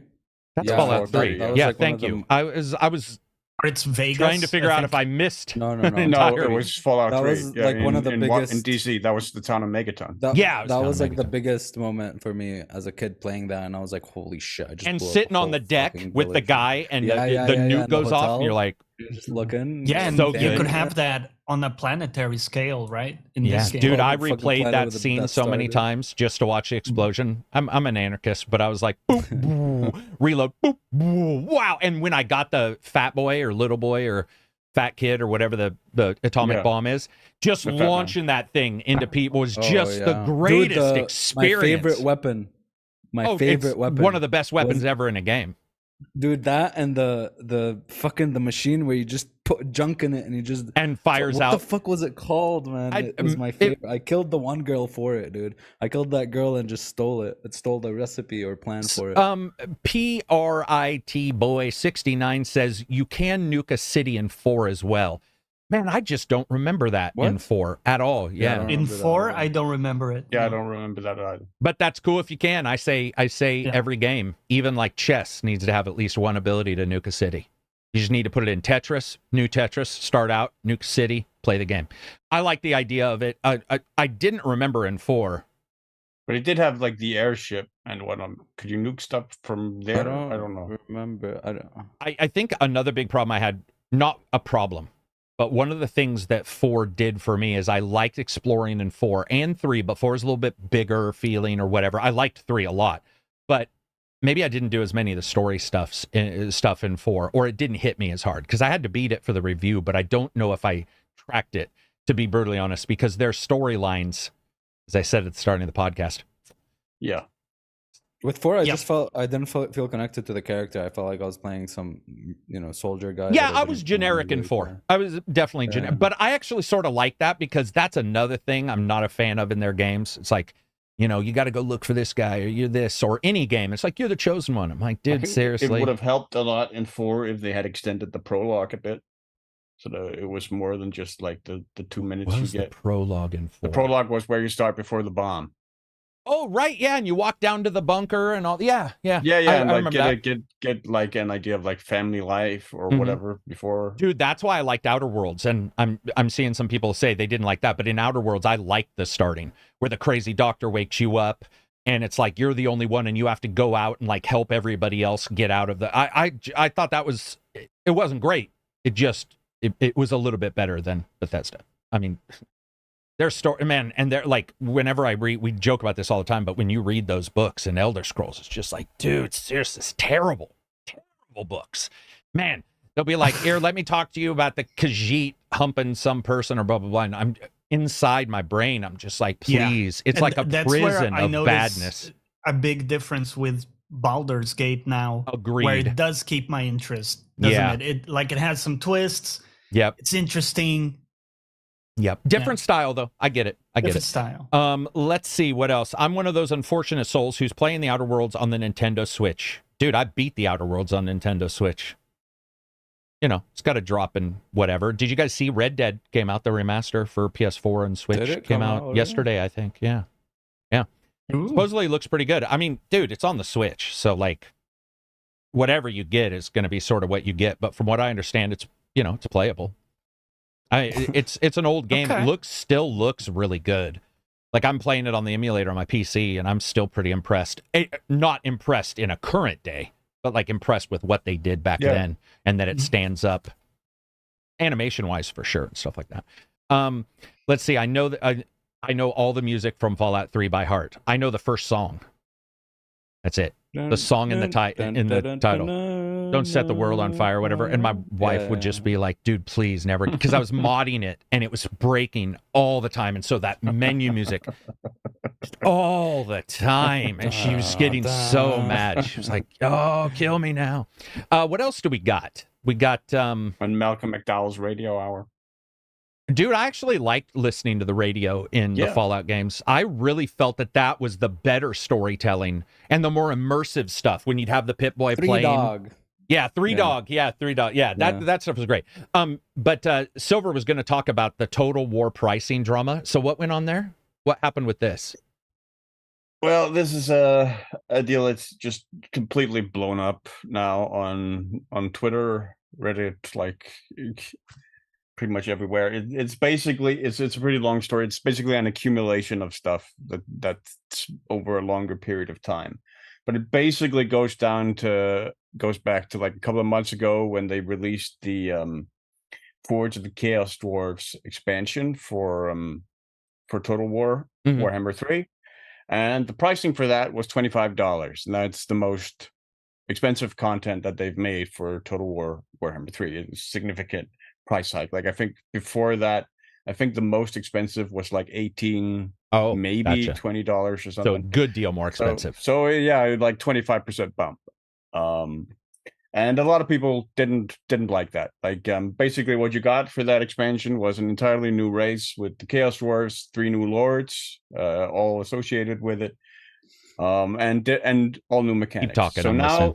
So now they have the new DLC coming out, Shadows of Change, which is going to include 3 new lords. They're not going to be new factions. They're all going to be, it's a different lord for 3 different factions. And each of those is going to have some unique campaign mechanics, but those campaign mechanics are going to be unique to those lords and not really going to apply broader to the factions they're associated with overall. So there's also some new units are going to be introduced a lot, are going to be introduced as well. There isn't a whole lot of them. People don't really feel like there's a lot of value there for the $25, especially given what they've been priced at before, which is for Lord packs has been about $10 to $15. So that's an even bigger bump to $25 now. And a lot of people are very, very upset. It also goes to Total War Pharaoh, which got announced and is being sold for full price, $60. And Total War Pharaoh looks a lot like a reskin Troy, sort of. So a lot of people are sort of questioning $60 for that as well. You also have, on top of all of this, you have what Creative Assembly did with Total War Three Kingdoms, which was the content. Like, Three Kingdoms sold amazingly well. Like, that was the most successful game, I think, still to date. But the content that they produced for it after release, like the DLC, did not sell well. And as a result, they basically axed support for 3D for Three Kingdoms and said, no, we're not going to make any more content for Three Kingdoms. We're going to axe support for it. And we're going to focus on making Three Kingdoms 2, which still hasn't been like really formally announced yet. And a lot of people were understandably upset with that. So there's also residual bitterness from that whole decision. Right. And that now applies to like people getting very upset with the $25 price point, saying you should boycott this content, you should boycott Creative Assembly, and they price more reasonably again. And then Creative Assembly came out and basically said, well, this is our pricing decisions and our result of our rising costs. And we need to do this in order to sort of continue to produce content for Total War Warhammer. And so the community's response to that was, in the light of what happened with Three Kingdoms getting support stopped, was, this is blackmail. You're blackmailing us into buying the DLC so that we can get future content. And like the backlash there has been vehement, and the game is getting massively review bombed on Steam now, with people being very, very upset over the $25 price point and the value proposition there. With a lot of people, saying the argument I framed before, where you get all this content for like $60 for the full game, you only get this for the $25 in this DLC pack. This doesn't offer value. Like, for my part, I've pre-ordered Shadow of Change because I'm going to get it day one. I play a lot of Total War Warhammer. I play multiplayer with my friends. I get a lot of hours out of every campaign, out of the new campaign and out of the new units. So I get what I consider to be substantial value out of it. Right. And I also, like, it's not a price point that's absurd to me in the context of the strategy game genre, where you have other games like Firaxis Civilization, like Paradox's Stellaris and whatnot, and the price point for the expansion packs or DLC packs for those games that don't always offer a lot of content either have sort of been priced similarly around $20, $25 quite frequently. I have always felt like the DLC packs for Total War Warhammer were actually fairly cheap for like the market. So the $25 price point doesn't bother me that much, but I can understand why people see the hike as extreme, because it is an extreme jump to go from like $15 to $25. Right. So I can see why a lot of people are struggling to see the value proposition there. And I think it's totally fair to say, oh, I don't see enough value here for my money. But also, like, as is so often the case with gaming discourse these days, that the tenor of that debate often gets so extreme and gets very abusive, which is just really annoying and frustrating to see. Yeah, and also, you're talking about the 25 and all this price stuff. To me, you can price it at 120. People will review it, people will respond to that price. Is it worth it in the end? I've been wrong and thought something wasn't worth it too. Exactly. Like, to my point, this is Creative Assembly sort of prodding and seeing, can we get away with works? This? In a similar way to like Sony saying, oh, games are now $70 on the PlayStation 5, right? Can we see we're going to lose some sales, but we're also going to pick up additional profit from the higher price point. So what's the markup there potentially, and see where that lands. Or the more insidious thought is that the $70 was an increase so that they can at some point come in and save your day and my day by saying they're on a streaming subscription service. And that too, or the sale. We or sell, the sale. It goes on sale for $40. Right. From $70. Hey, Nintendo never does. A hell of a so markdown, right. Yeah. Yeah. I like Total War games. I do feel like they feel, but I felt that earlier.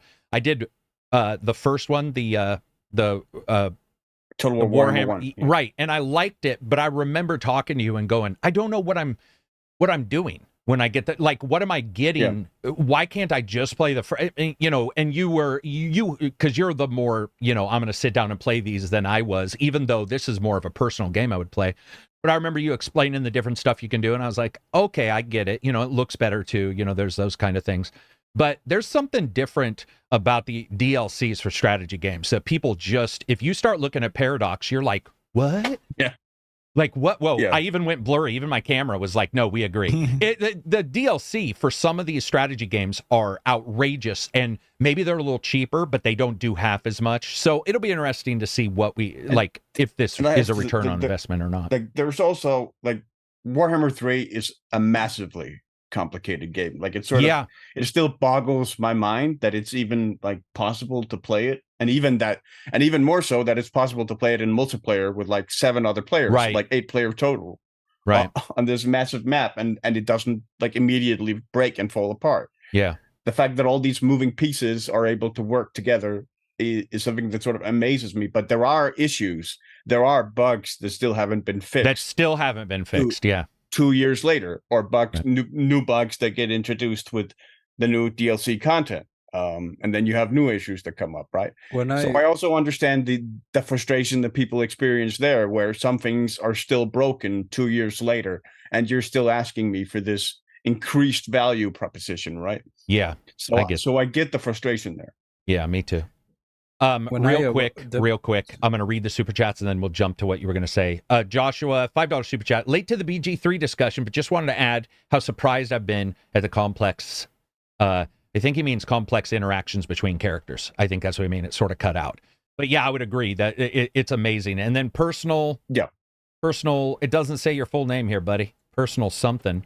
I'm just going to call you Personal. Personal gave a RSD 2,500. I think that's Russian, so it's like $1.50. Serbian. There we go. Thank you from Serbia, if that's where you are. He gave us a super chat, and then I'm going to read this next one after Absy goes. So what were you going to add for World? It was just a little thing when he was talking about how it blows his mind how complex the game is. It just I dipped my toes into it a little bit, in the very, very short window I had where I wasn't playing new games coming out this year. And it just blew my mind how vastly different the fundamental mechanics of each race's campaign was. I only tried out a few, but they were just vastly, like, completely different games and strategies, which was really fucking down to like the unit type and out to like the macro gameplay. I felt that Age of Wonders did great. And it tried to, but the Warhammer games, the Total War games as a whole, it's just another level that occurs. I mean, in the Mortal Empires, at the end of the day, you have, I think it's up to 86 or 87 legendary lords now that you can pick. Yeah, and they do a good job on making sure that it all feels cohesive and stuff. Something that you won't get sometimes with another strategy game where they're like, here's just a new type of ship, and they don't worry too much, and it's like $5. Well, it's like 5 of those is $25 already, and maybe they won't go on sale because they're cheaper already, and you'll see that sometimes where somebody's like, it's $5 forever, where maybe this one at 25 might go down in price. I don't know. Love the Games, $95 super chat. No, Love the Games, 97. $10 super chat. He didn't do $97, which would be awesome. Hey, you nerds. My biggest complaint this generation is the lack of new destruction engines. I want a AAA game where you can level a city with superpower. Thoughts? Remember Bad Company? I do. They were Battlefield was taking that helm, and then like Battlefield 3 and 4 where you got, based on your destruction of certain buildings and stuff, the whole map would change. The MP shooter is coming out that has destruction. That MP shooter that people previewed about half a year ago. It's got total building destruction. But dude, it's so hard for somebody to track all that, and then you get somebody stuck in the geometry. I mean, like I love the idea of it, but at some point, it's not going to kill me. I think the closest superhero Mars turd to that is probably a game I know you're not very fond of, Carrick, but Prototype is the one that comes to mind. Yeah, no. Was there destruction in that game, or was it just like an open world kind of powers kill people? There was destruction, but the destruction wasn't so much like large buildings as it was like bases, cars, stuff like that.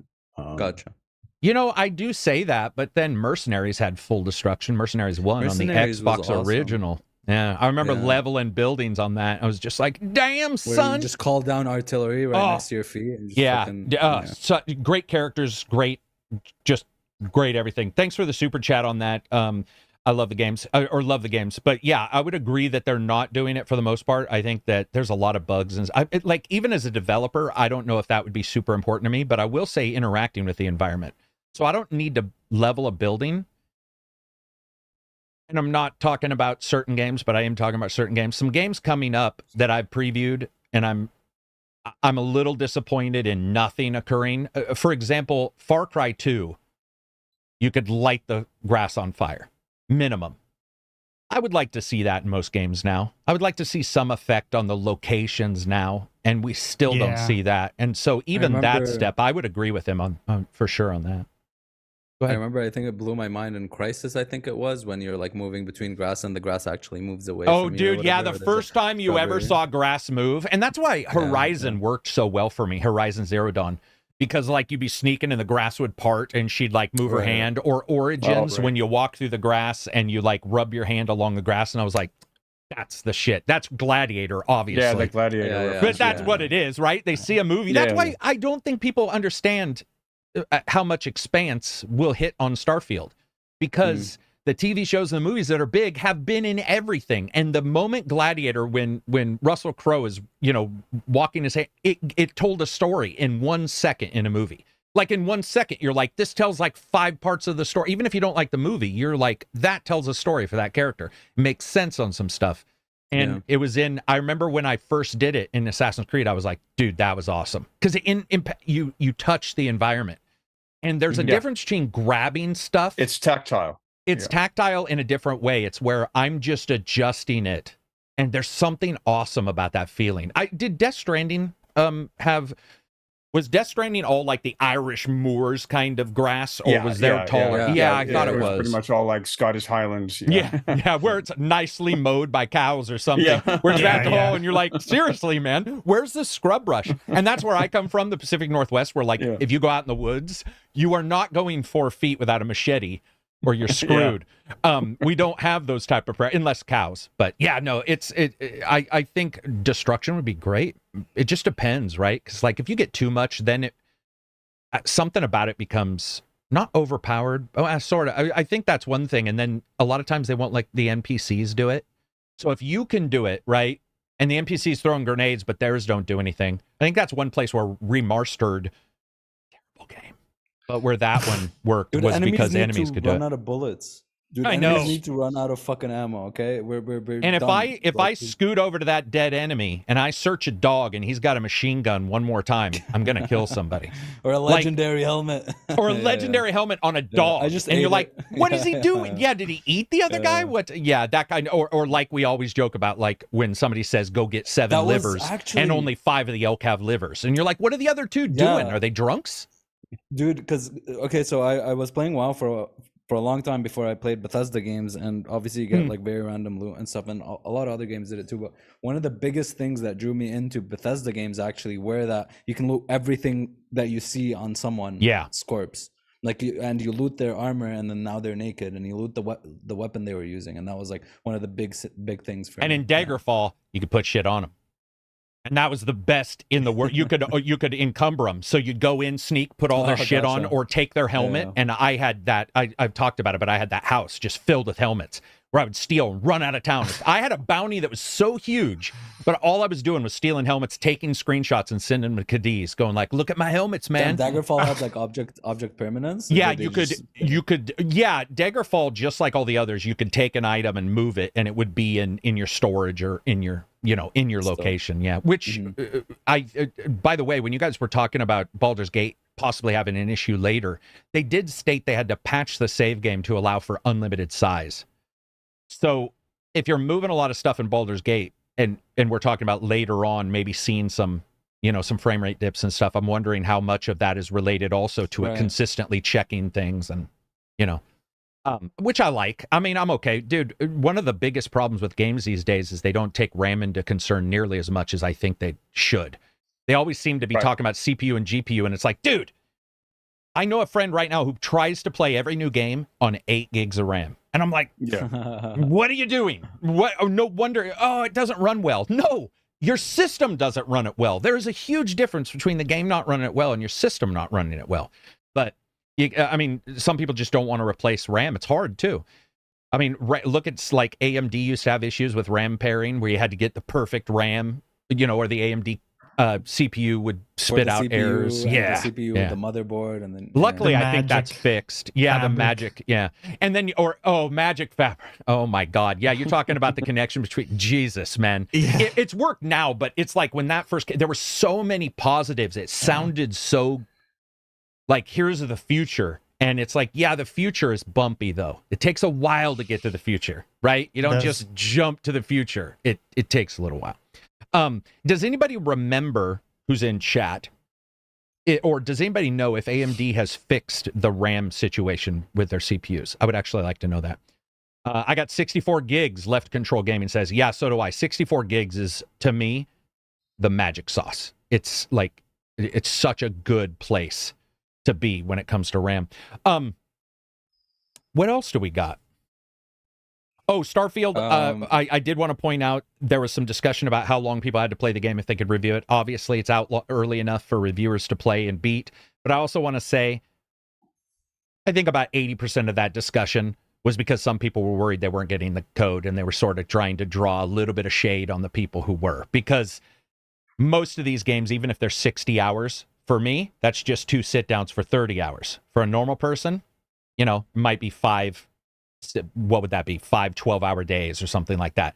You could do it. It would be a little bit more difficult. But we saw people saying they 100%ed Baldur's Gate, and then you find out, no, they just got to the ending. So there's some different people use different definitions. Yeah, different definitions. Yeah, 100%. And you're like, a platinum? Which I don't even look at, but it's like, what's 100% in Baldur's Gate is probably an insane amount, if you're probably multiple playthroughs, right? Well, I would assume so. I don't know. I would assume so. Yeah. Trophy list, but I would just. I mean, at the very least, you would have to go through with major choices. Yeah, you would have to, right? Because how would you get the fighter, whatever, if you just never brought the fighter along? So there's probably some things there.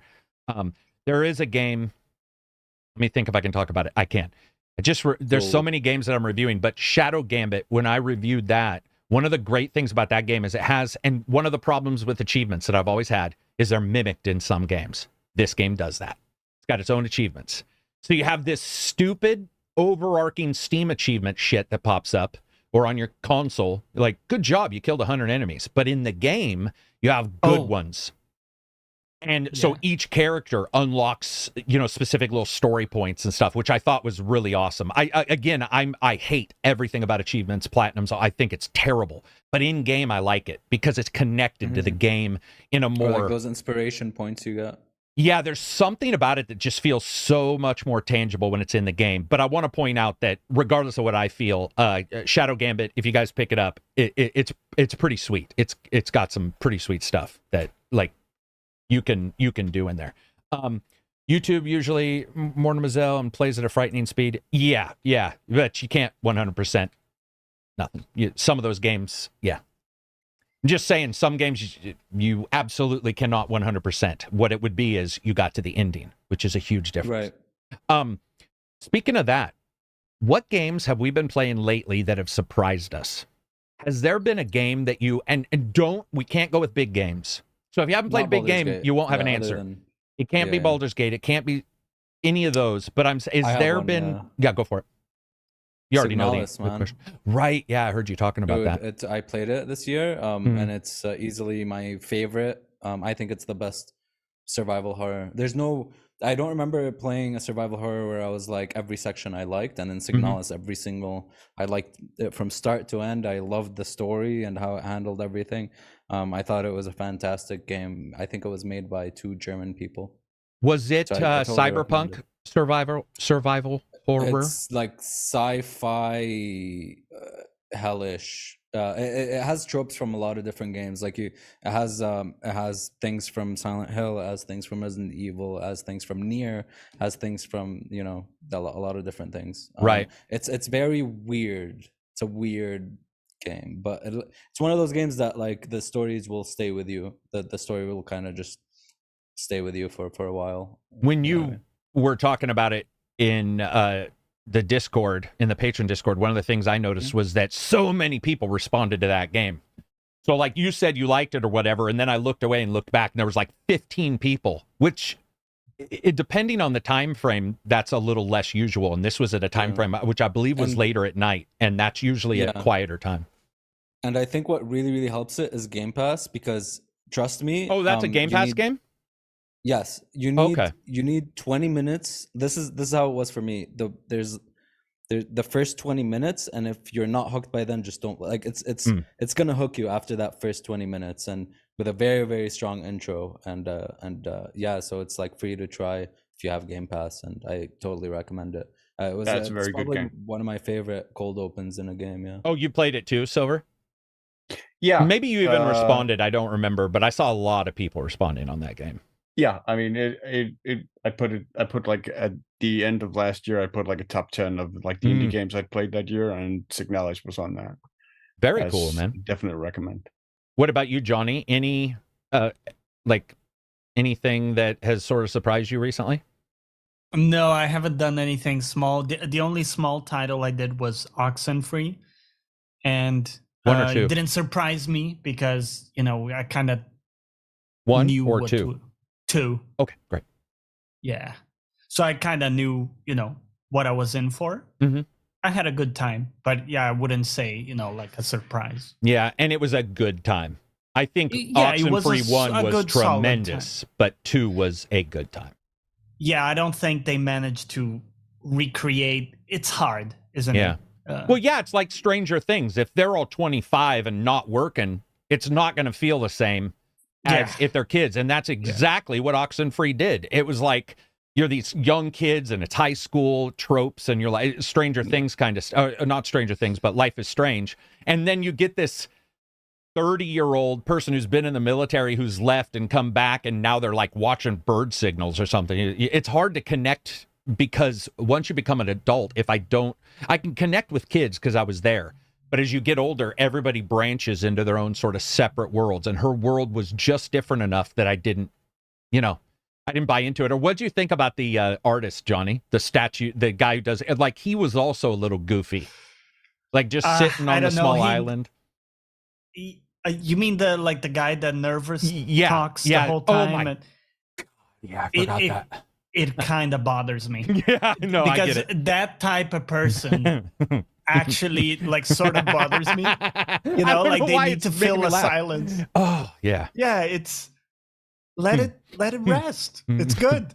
We're good, right? I thought they both had something going on medically in the first hour of that game. I was convinced it was a clinical problem. I was like, what is going on? Well, maybe. And I was like, I don't understand what they're trying to get across. And then you find out, no, they think that was more realistic, I guess, in some way. Silver, even though Signalis was high on your list, was there a game that you were surprised by here recently? Surprised, I guess maybe that it finally released, but Venba, which is an indie game that's sort of been there's been scuttlebutt around it for 2 or 3 years, maybe. Oh, gotcha. But it's just a very, very charming game where you basically play an immigrant mother of Indian heritage, and you have to cook meals for your family, and as you're cooking the meals, like it evokes memories and stuff, and it's a game basically about like national cultural identity, family, stuff like that, and the way food ties into that as well. And it's a really, really interesting game. It's very, very charming. I haven't gotten the chance to really play it very much, but I've heard other people who have played through it say it lives up to the expectations that we had built up for it through the years, because it's been hyped up on the like indie indie scene for a while. So it's really, really nice to see it actually out. It is on Game Pass, if you want to try it out. And yeah, it's just a charming, perfectly lovely, charming little game. I would say also for me, I was not I knew that I had enjoyed Shadow Gambit. And I had some issues with Shadow Gambit in the review, but I would say I was actually pleasantly surprised by how that turned out. Because Pirates as Ninjas just doesn't... It sounds awesome as a Halloween, costume, but it doesn't necessarily sound like it would translate very well to the game. But it really did. It was highly enjoyable. And by the way, if people don't know, that composer, man, that guy is so good at somehow not sounding like Jerry Horner, like a composer for a movie, where no matter what movie they do, you know who it is. He is able to do these different compositions. He did, let's see, Shadow Tactics. He did Desperados, and he's done this. And he is just able to nail it. His name's Filippo Beck is his name. And he is a fantastic composer. That's one of the best, I would say, one of the best soundtracks I got this year, where I was just like, oh, wow, it fits. It works. Awesome. Doesn't go so where you're like, the song is trying to compete. I know that Austin Wintory and I have argued about that because he doesn't want it to compete, where sometimes I actually think if I notice the music, it can be good.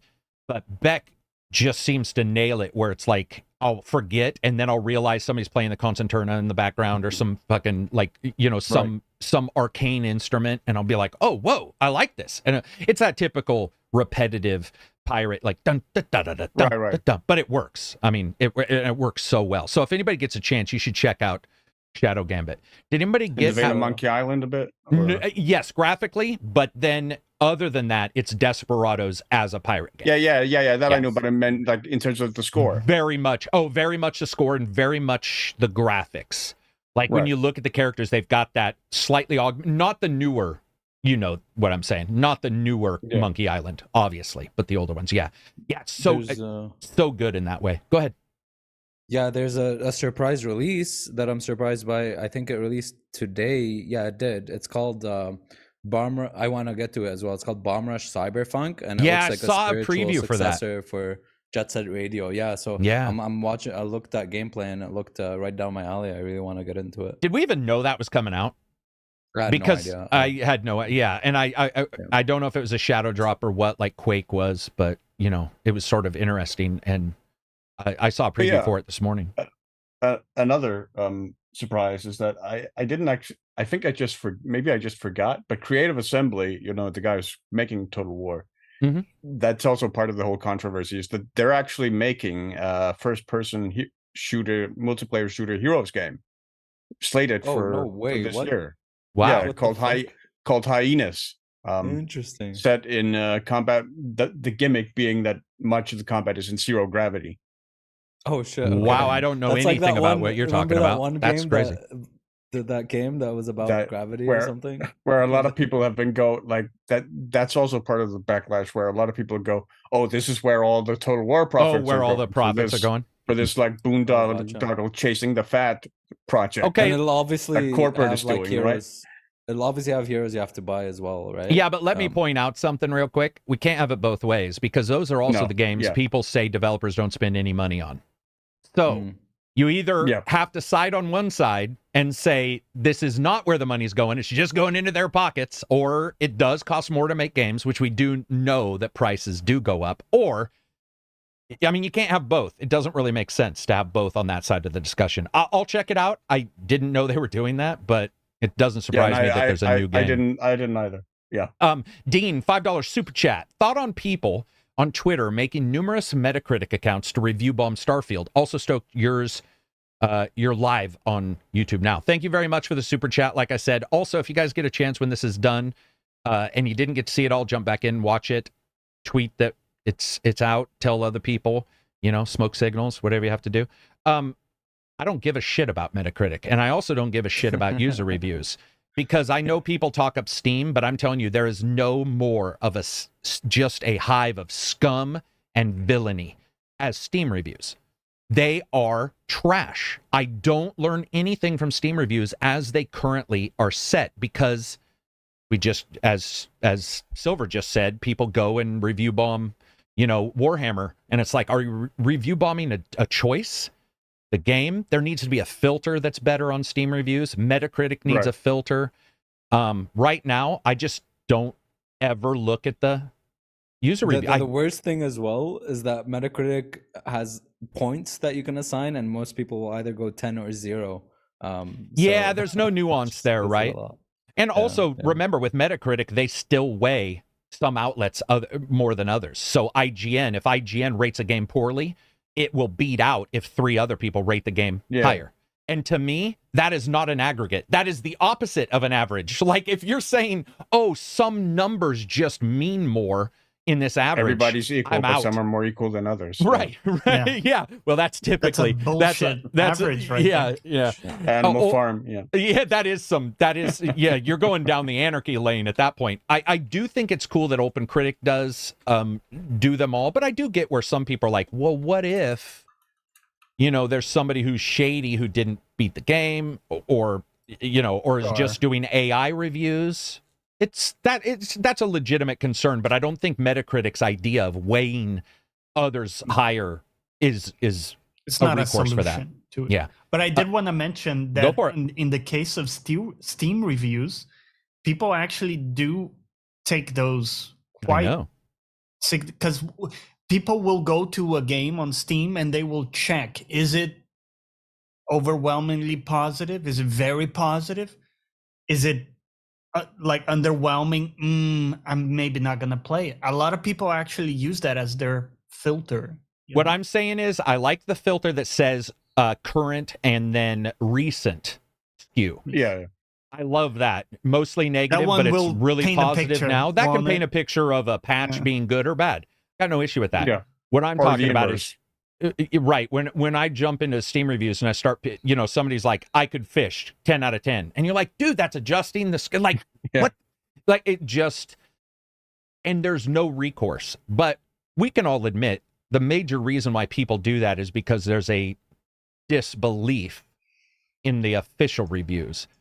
That's got its own, its own psychology around it, which I get. As I got over 1 million subscribers, I actually saw people say, I'm unsubscribing because you're at 1 million now, you can't be trusted. So I'm like, all right, like, I get it. Yeah. It's just one of those things that you never quite know. Let's see. There are very good Steam reviews, but you have to read it, not just glance. Yeah, exactly. You gotta take the time, and then you gotta decide if it's a good one or if it's just somebody pretending. Here's the thing: people will game the game. So they hear me bitching. So what do? They still review bomb the game, but they go in and they write, what looks like a good review. But then you find out when you really read it, you're like, some of this isn't true. You never know. And that happens with reviewers too. There are very good Steam. Oh, I read that. I go into the game discussions. I would say that too. In the Steam forums, they're awful. Like, there's some of the worst message boards you're gonna find. Dude, online, and when you go in there, Silver, it's like you better wear a decon suit because you're gonna get human splooge all over it. It's a nasty situation. But if you can go in there and you can separate yourself a little bit, there is some good data in some of those Steam forums, but man, they can get that's a hard sell. There's also some decent entertainment sometimes. I remember back in the day, I think around 2013 or something, there was a YouTuber I would watch occasionally who would like do readings of Steam message board posts from the Payday 2 forums in like funny voices. Could be pretty entertaining. And that's the thing. You got to be entertaining when you cover a game in some way, whether it be tech, what have you. And so when there's a Steam review that is entertaining and also has good data, I have no issue with that. I just mean is the way it's set up, there is no real. Well, a lot of it, times into just being memes, just memery. Yeah, a lot of it. $5 super chat from Dean. I saw that a content creator who has talked negatively about Starfield every podcast he hosted was mad he didn't get a code. What do you think? Well, not everybody gets codes. Not everybody gets codes, and if you're just constantly positive, I've seen people not get codes too. And when I've talked to PR about that after the case, where I've asked them if that can make an effect, and we've had PR on our channel. We've had Dave from Raw Fury. We've had Clara multiple times. And sometimes there's also where they're a little nervous. Somebody's going to come in with higher expectations than the game can deliver. PR has to look at all that. But if you're just constantly smashing a game, there has to be some opinion on somebody's side that it's like, okay, well, this is not for them. They've already chosen that it's not for them. I don't know about that personal content creator, but I mean, no. It also depends on what they do. I would just caution against like necessarily assuming a correlation there, just off the cuff. There could be, but no, you're absolutely right on that because, dude, I mean, like I always say, Ubisoft. There's rarely a Ubisoft game I say buy. It rarely happens. I usually say wait for sale, and some I've said like their DLCs and stuff. And Ubisoft is like, here's your next code. Here's your next code. So it's obvious that. I think also podcasts are different, by the way. One thing I should point out, if you're centering yourself as a cornerstone of data and you're consistently negative, that is majorly different than if you do reviews and you just don't like the game, but what they read is like, okay, he didn't like the game. There's a huge difference because one is like a person on the street, a sermon. And I think some PR people are like, that's too emotional. Like, that's too caught up. Let them play it when it comes out. Steve Clock, $5 super chat. Howdy, gents. Howdy back. Dean, another $5 super chat. So the guy was confused because he had 40,000 subscribers and his friend was like 1,000 and got a code. Yeah, size. In real life, size matters.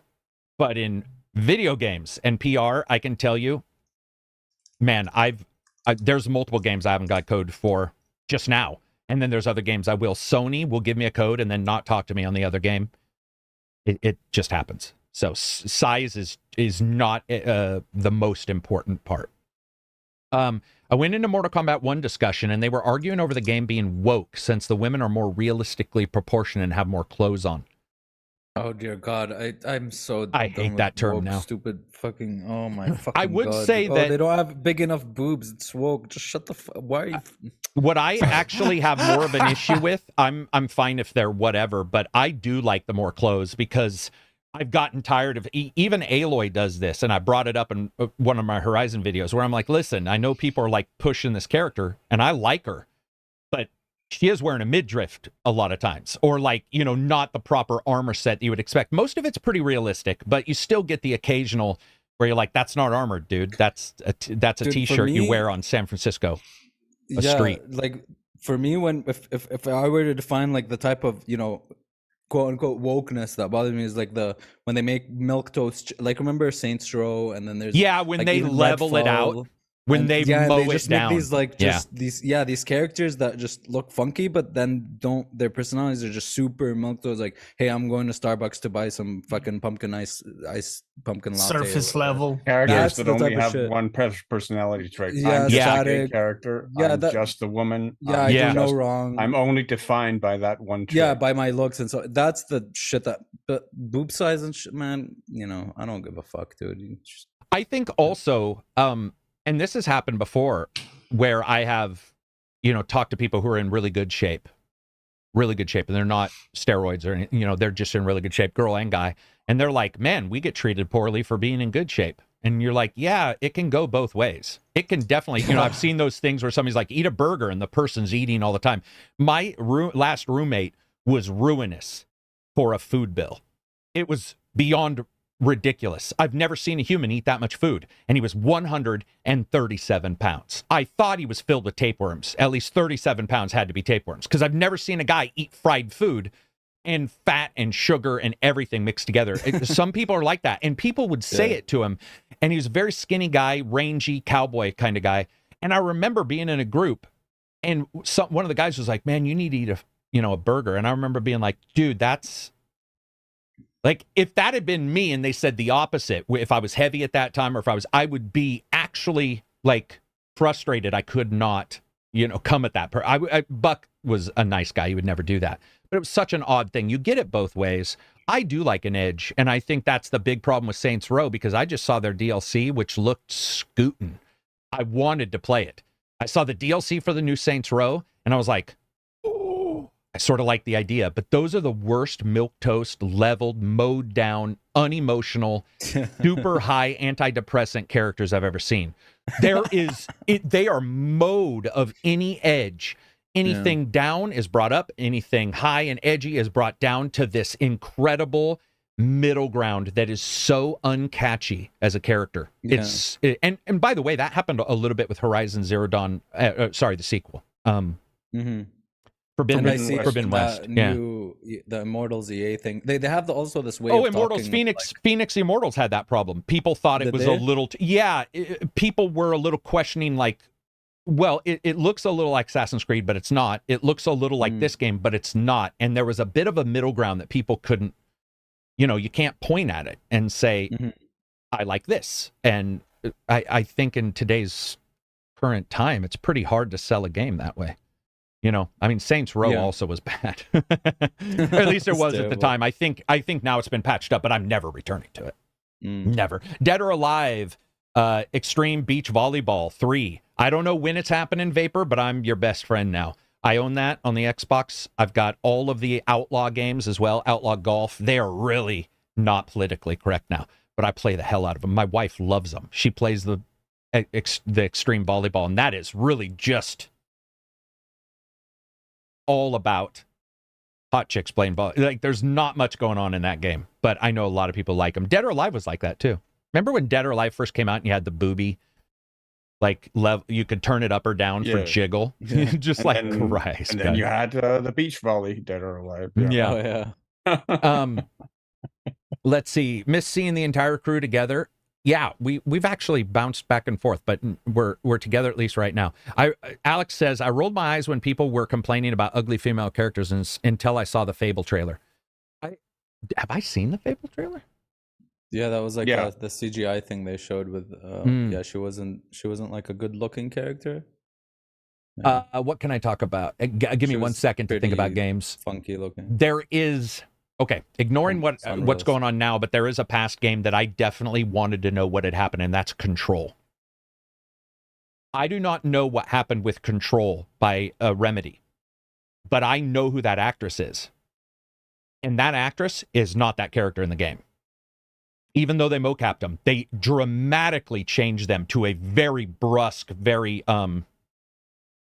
I don't know, a totally different look than, not totally different, but a good deal different look than the character. I'm wondering sometimes if it's mocap where you get that, where you get, because you can't capture everything. Well, it could be creative, but people, if you get a chance, and you can disagree with me, if you go online and look at Control, and this is not a discuss, I don't care about the pretty part, I'm talking literally about the characters, because a lot of games you'll get a character, Alan Wake, or not Alan Wake, I'm sorry, but the Max Payne guy, you'll look at these guys and go, that is the guy in the game. Yeah, and then you'll get some of these characters. Oh yeah, the actress is much...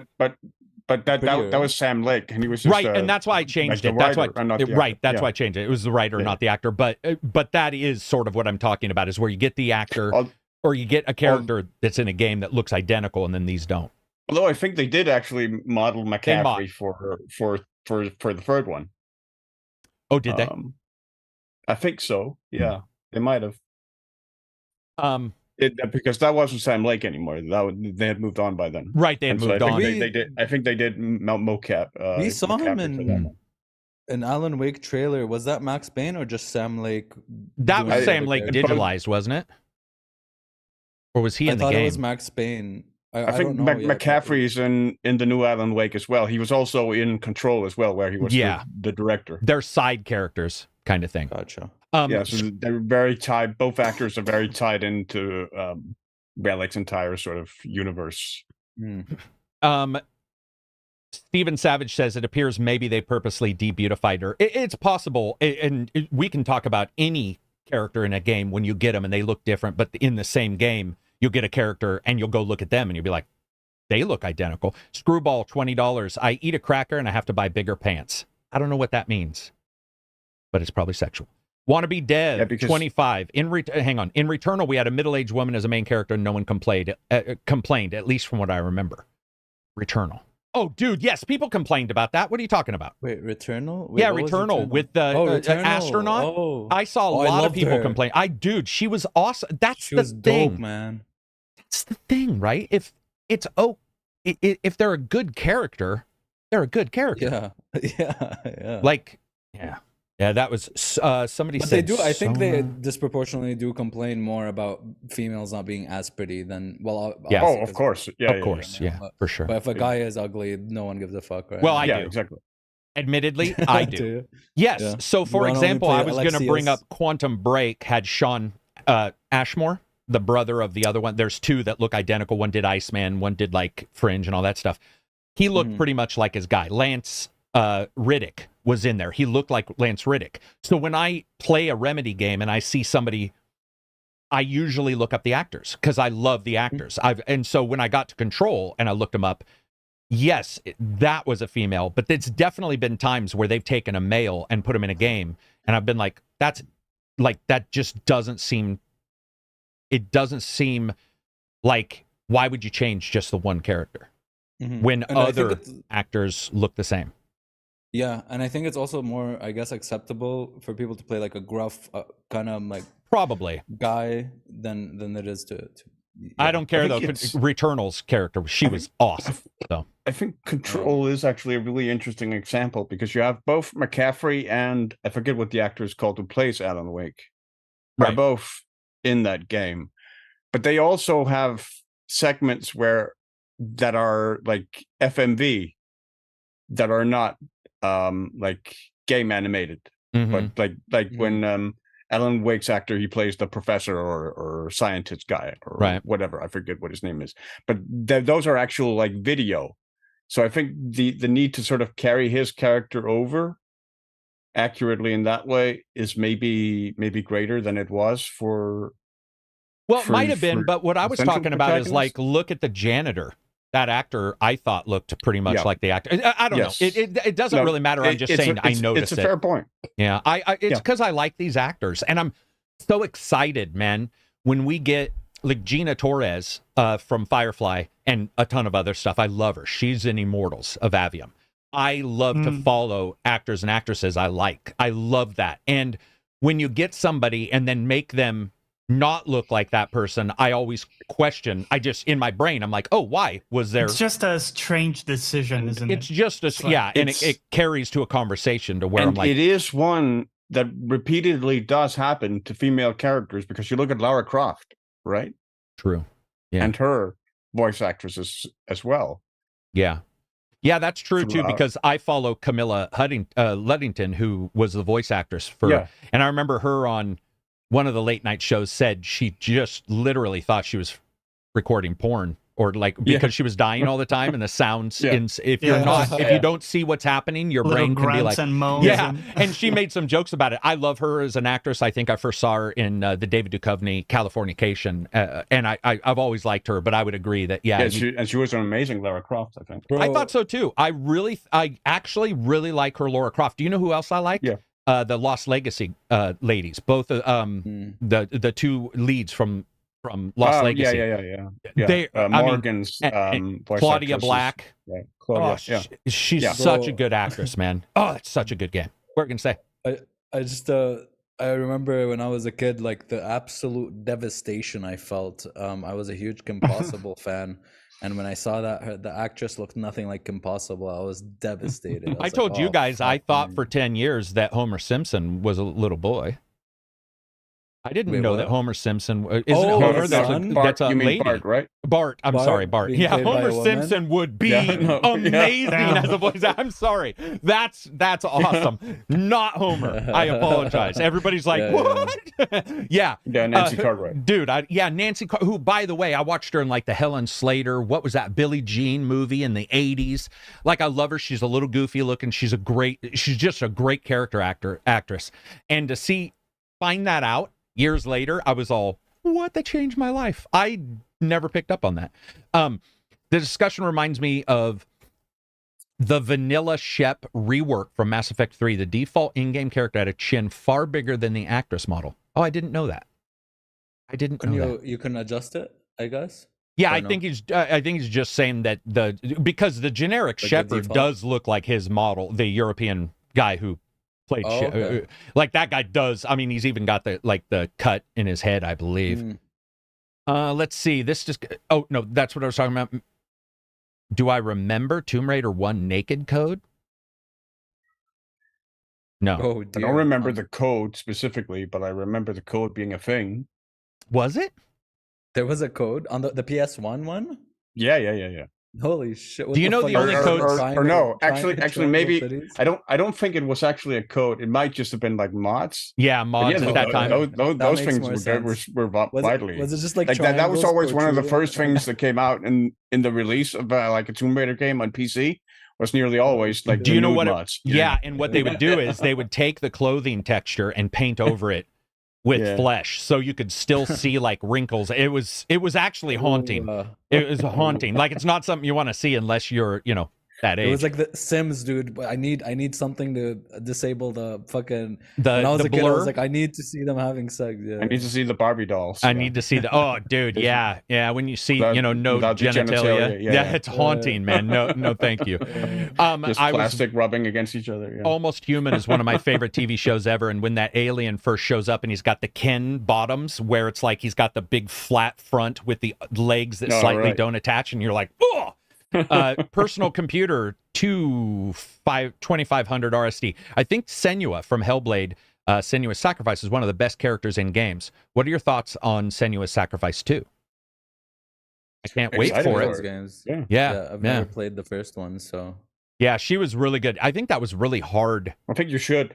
Yeah, absolutely, definitely. He hasn't played number one. Really like it. Nope. Oh, number one's only. I'm planning on it. 7 hours, 8. I can't remember. It's pretty short, like between 7 and 9 hours. I'm definitely playing it before the second one comes out. That's for sure. I think it's great to do that as like a prologue. Or whenever I'm talking about audio, I always feel like there's 10 people listening, everybody else skipping. Which, by the way, the videos sort of represent. You can see where people skip, but then you'll get a person who sees like Hellblade.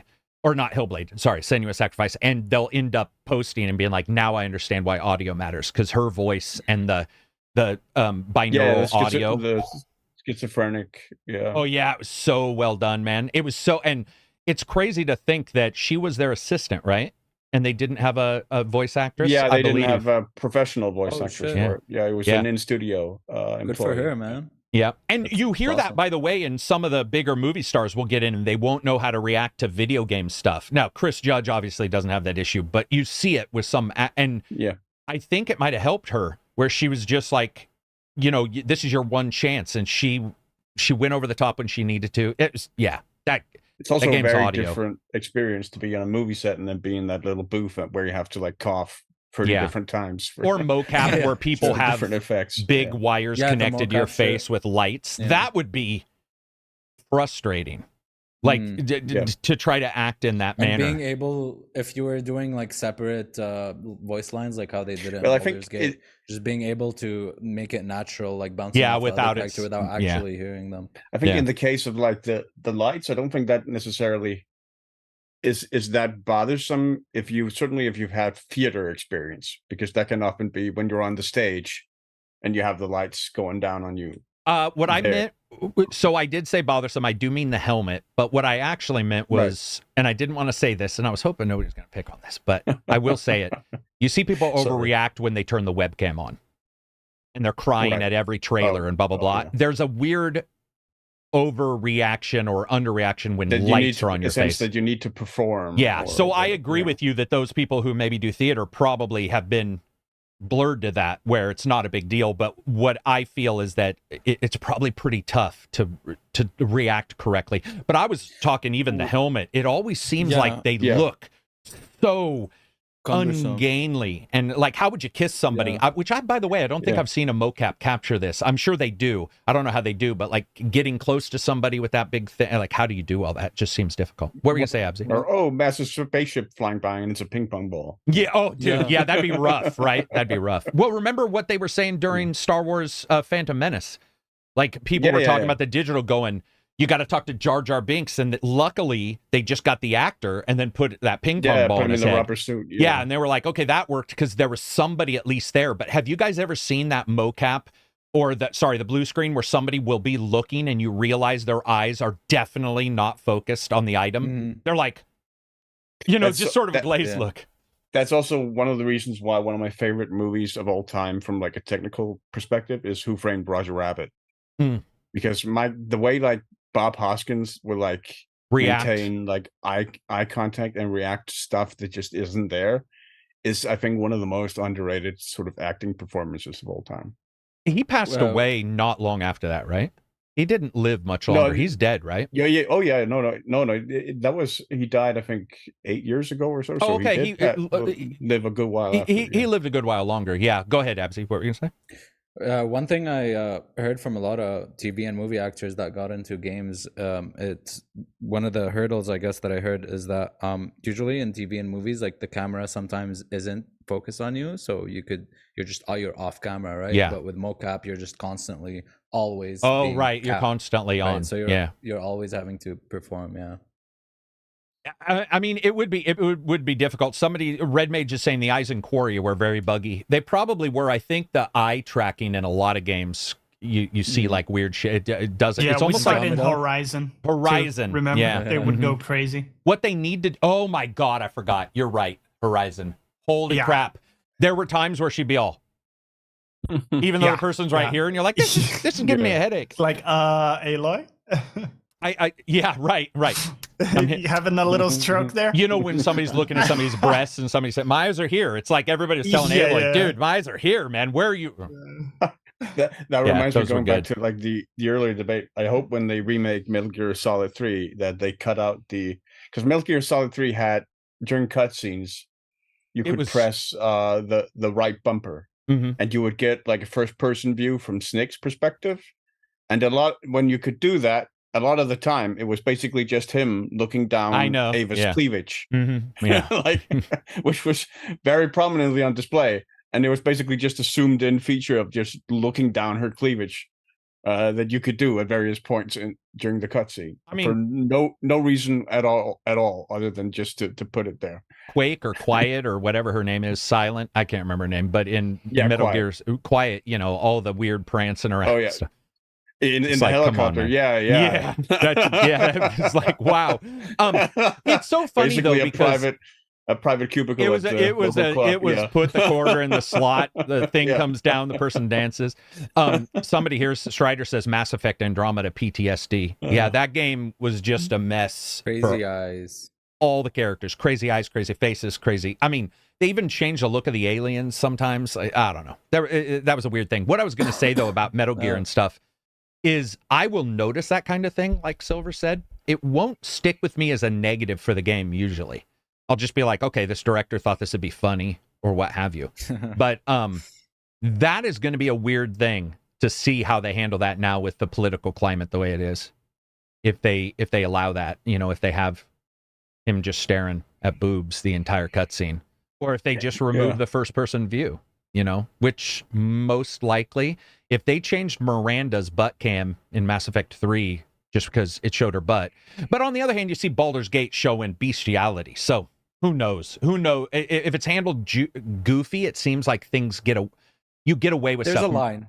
Yeah, because Miranda was talking about a family issue, and people were like, this is a weird shot for her talking about. It was like a heartfelt. I think it was like a camera work thing. It didn't bother me, but when it switched, I was like, that was a weird switch. But it makes more sense. If you're joking about bestiality and stuff, it's, maybe not as much of a thing. I don't know. I thought some stuff in Baldur's Gate was even a little far for me.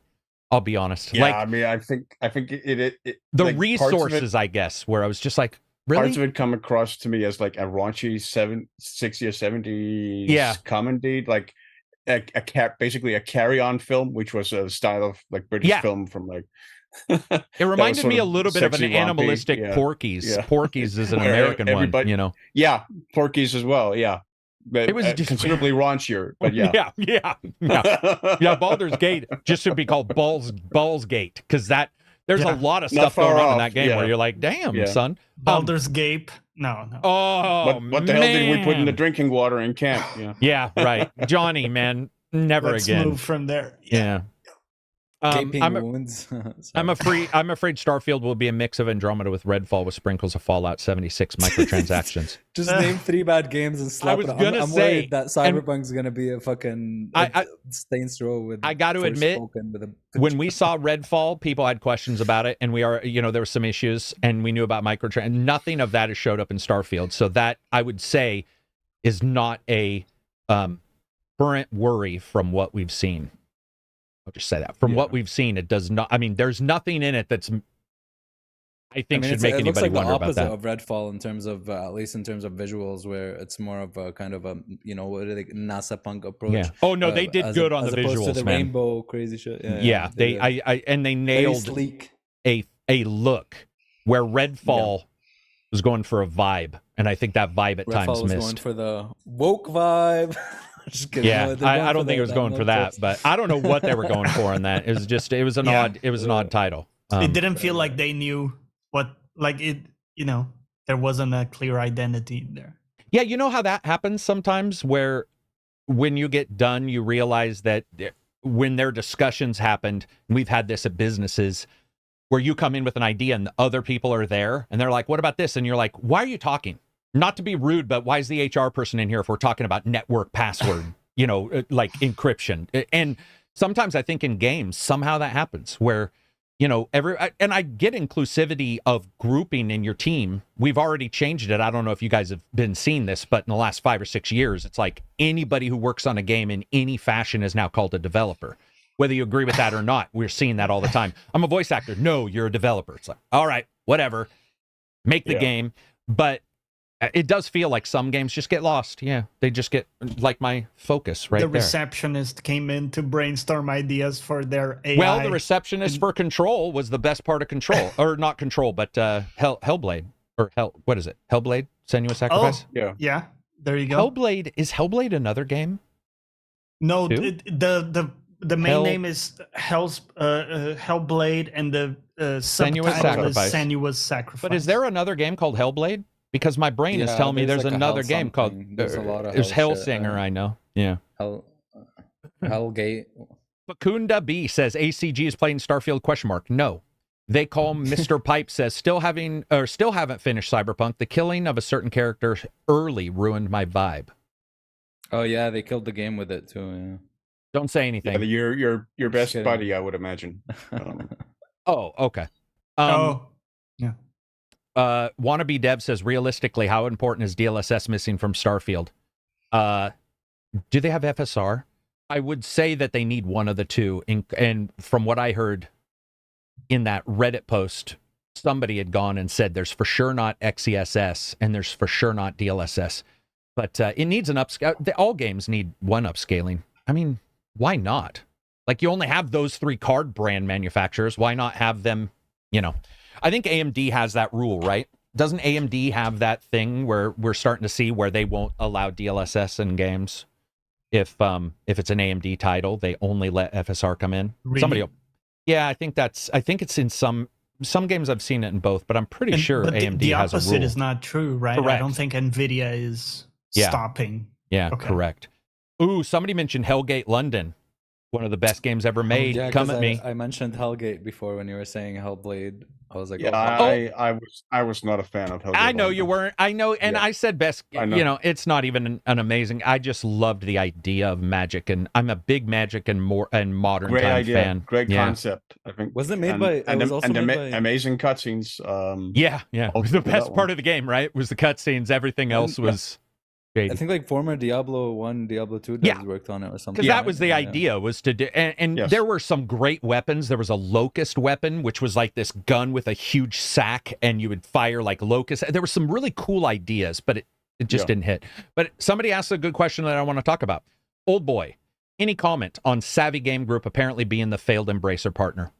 So we did talk about this podcast before last podcast where somebody guessed it was most likely the Saudi group that had tried to work with Embracer, and I had mentioned that FTC's documents had not pointed to Nintendo, Microsoft, or Sony. So I think our guess was the Saudi group as well. So yeah, they were the ones. I don't know if you guys saw that data, but Lars talked about it finally and said that they wanted they wanted to team with Embracer in a longer time period, not soon. And Embracer needed soon. But here's my thought pattern on that. The difference between having that deal and getting even half the money seems like it would have made a better choice because they lost $2.2 billion. So I'm just like, I don't know if there was they even said, the Embracer guy even stated that they were still trying to do a deal. So I don't know what that exactly means. Like maybe no money, they just want them to promise something, but it sucks because Embracer Group has now closed off one company. Remnant 2 did great for Embracer, and Dead Island 2 is a legitimate blockbuster. So both of those have done well, but they've already shut one studio down. And that sucks because some of I think one of the games I heard was coming out is one of the titles that is not. And if that's true, I'm going to be pretty heartbroken. I'm hoping that's not true. I just want Deus Ex. Yeah. Don't look anyway. All right. Yeah, we'll see, right? Like I do too. Hope springs eternal. Hope, yeah, right? Hope gets us through a lot of Give stuff. back my Eidos or Dude, Eidos Embracer, here's the thing too. Embracer must have been getting some money because they captured all these companies and they were moving forward, and then the deal fails. It's like, not to be rude, but this is one problem with an investor running this versus a CEO. Yeah, the venture capital aspect. Right. And that's what when Reg was on the podcast all the time, he and I, and even Sleeve, were talking about this. We were like, dude, he's an investor. Track the difference in how they're going to run the company. And that's the problem, is it seems like it was more of an idea of push versus, whoa, let's build sustainability. God. Yeah, man, I hope I'm wrong on some of this stuff. Because Embracer has every IP known to man. Those guys bought everything. They bought Square stuff, by the way. You guys remember? Square sold all their Western developer stuff to them, too. So. And Lothar? What? Lord of the Rings. Lord of the Rings? Oh, yeah, right. But that's Amazon. Lord of the Rings and Amazon are pretty in good. I think that one's in good shape, which is unfortunate because it's the least IP I'm looking forward to. It's Lord of the Rings. Like, of all the IPs. Getting the same treatment for the IP itself? For everything. Excited. Yeah. What were you going to say, Abzi? What were you saying? I was just saying it's getting the same treatment as Warhammer, where we just want the one type of game from Lord of the Rings that they're never getting us. Yeah. Vampire Bloodlines 2. Oh God, what happened to that? Man? Yeah, what happened for that? I don't know. Still in purgatory. Feel free, guys, to ask us any questions you may have before we're still got a little bit of time, but before we wrap this up, if you guys have any questions, you can ask about codes. I'm going to tell you the same thing. There's only some stuff I can talk about, and then from me, you should see Immortals review coming up, which I can talk about. Did they say not to talk about this? Uh-oh. There's another game I got to check the NDA to talk about, but you'll see a couple reviews. By the way, two surprise previews. One's next week, and I think one's the week after, where I didn't even know they were going to be available, that you'll see from me. I'm pretty much done with those, so yeah. Always. There's so many NDAs. The only one I know I can talk about is Immortals, that I have code for that. What were you going to say, MC? They showed new gameplay, like a gameplay overview for Yakuza, for the new one coming out, and it looks I saw that. Dope. It looks like because Judgment, I think Lost Judgment is like the pinnacle of what they achieved with the combat, because it was just how tight it was, and to me it looked like it's the same kind of tightness of that, but they just with different abilities and stuff, which I'm fucking. Also, live action dating girls, live action like Super Seducer, so there's that as well. Live action. Yeah, like live FMV dating Japanese woman. What? In the new Like a Dragon game? In the new the Gaiden game that you're gonna, because before they did have some FMV shit like talking with cam girls and stuff, but in this one it's full on dates. Wait, so is this like a mini game? It must be, one of the mini games is a FMV dating sim. Red Mage just says silence. Yeah, exactly. Like that is, you can say the way you want. I'm glad that I think it was a Final Fantasy. The other creator came forward and said saying JRPG is fine. It makes total sense. Certain places, but I just don't know if that would work in a Western audience made by a Western developer, because like Super Seducer got pulled from Steam, I think, even. Yeah. Though admittedly that had a different connotation to it. But yeah, I don't know, dude. FMV is old. I remember as a kid playing FMV on my Sega Genesis CD and being like, this is the future, Sewer Shark and shit. And now I look back at it. Mad Dog McCree. Dude, Under a Killing Moon was rocking, though. That might have been like that game, because remember it had FMV and you could run around. Oh, man, that game was... Did you play the sequel, Silver, the other one they kickstarted? I didn't either. I think it's got pretty good reviews, but Under Killing Moon was... Yeah, that was a forward-looking game, man. That game is phenomenal even now. Will next year's release get affected by how good this year was? Yeah. Does that mean, like, I mean, comparatively, it's like going from cold water to hot water or whatever you're gonna, because I don't think I don't think we're gonna get like as good of a year, and that by default is gonna... Oh, I was thinking more along the lines of people delaying, because if games come out that are really good through this entire last 2 quarters, they may say moving is okay, because we've seen companies move. Oh, gotcha. Because a lot of the successes we've actually seen, and we'll see if Starfield's one of them, but Baldur's Gate in particular delayed. So all these games that have delayed, not all of them, but many of them have done spectacularly well. And you could say that's just because of the isolation, what have you, but I think a lot of it is the delay. So I could see somebody saying, hey, February is not going to work, because next February's already got a couple titles in it. And I don't know. We see Stalker 2 at some point, man.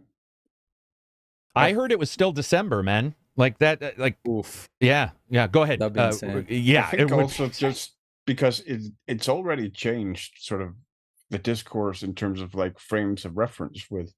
I mean, we talked about this already with Baldur's Gate now becoming the go-to comparison point of comparison for people, whether it's a one-to-one comparison or not, like whatever genre the other game is in.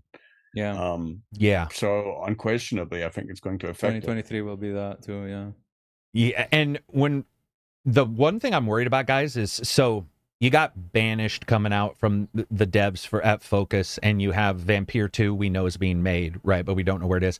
I'm just hoping those guys don't feel the stress to over-deliver in some aspect that in some way replicates Baldur's Gate or Starfield or any of these games. I just hope these guys in the middle grounds can still stick there, and that people aren't like... You don't want scope creep, right? No, not at all. In fact, most of the time, that's the disaster, is when they're like, let's put a little of this in there, a little of that. And Yakuza does it well, but you took Yakuza... Some of Yakuza's games aren't great either. I mean, there are a couple I'm not a huge fan of. So, I don't want creep. They call me Mr. Pip says, does writers' actor strike affect video games? Yeah, for sure. There are some writers that definitely are on the, what do you call it, the picket line for that. Yeah, I mean, it depends on where you get the actors from. If they're US-based actors, then for absolutely, sure.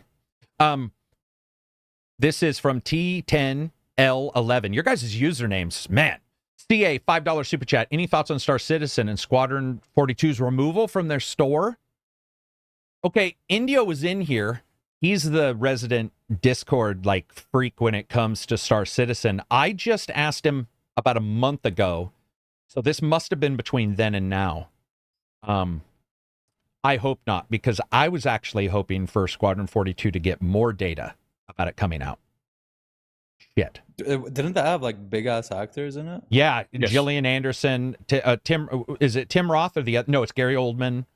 There's 3 or 4 big. And the Gladiator guy, right? Russell Brand? Or no? Am I? Russell Crowe, you mean? Russell Brand is the Gladiator. Russell Brand is Spartacus. I know it's not Spartacus. I don't want people. Yeah. Another Canadian $5. Greetings from Canada. Just wanted to say I love the reviews. Thank you very much, man. It's I appreciate it very much, especially these days. Let's see. I'm going to be at Nintendo Live in Seattle. Anyone going? Nintendo. Oh, wait. Abbreviated review says Squadron 42 was removed for sale from the store because they're going to raise the price. Probably going to announce that. Okay. Admittedly, I don't like that, but I'm actually glad it's still coming so I can make a choice, to play it and then decide.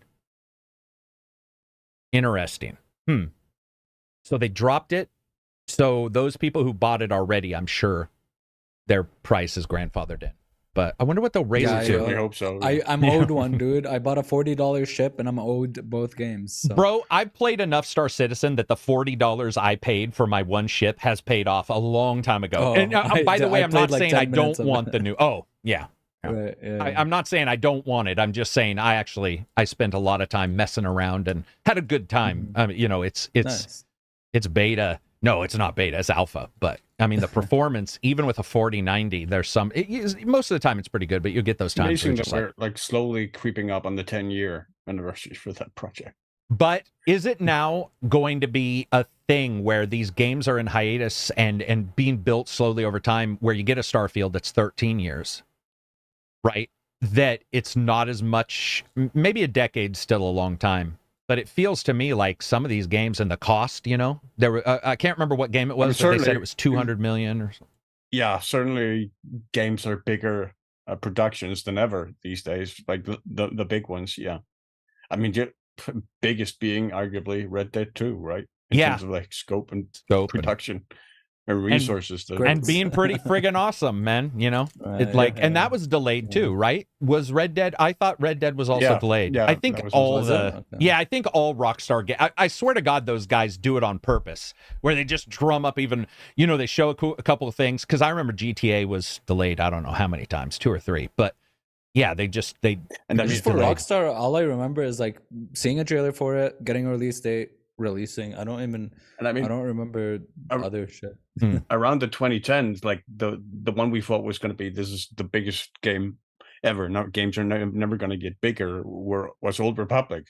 Where, we're going to record every single line of dialogue. And do you mean the original Old Republic, or do you mean online? The MMO, the online. Yeah. We're going to record every single line of dialogue for the MMO. I was such a hater. Silver. I was such a hater.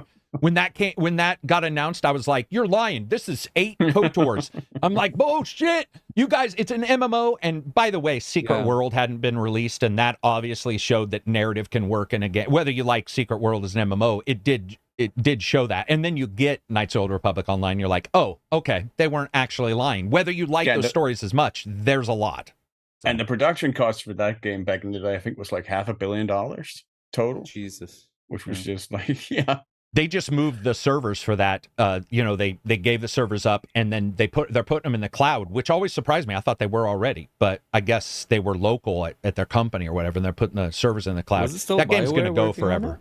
It was at that time, yeah. And they've released it to another company. Did you guys see my favorite MMO? It's not my favorite, but it might be my favorite. But DC Universe Online's coming out for next gen or current gen now, PS5 and Xbox. I'll have another 360 level characters in that game in like 3 days. It was so stupid. Are they renovating the visuals? They say they're doing a little bit, but it's an ancient engine. They did redo Star Trek Online, and they did a phenomenal update graphically to that, and it already looked good. Its ground is still terrible, but they did update that. But DC Universe Online is pretty janky, but I don't know why. I don't even like superheroes, dude. I'm not even a superhero fan, and I have 13 60 level characters. No, I have 15 60 level characters, like or maxed out character.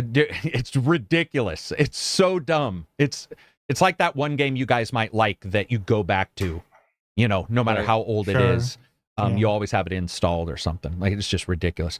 Rockstar acquired the dudes from GTA Roleplay. Yeah, we talked about that last week. Yeah. And then did you guys hear that they removed the AI mod yesterday? Rockstar. What AI mod?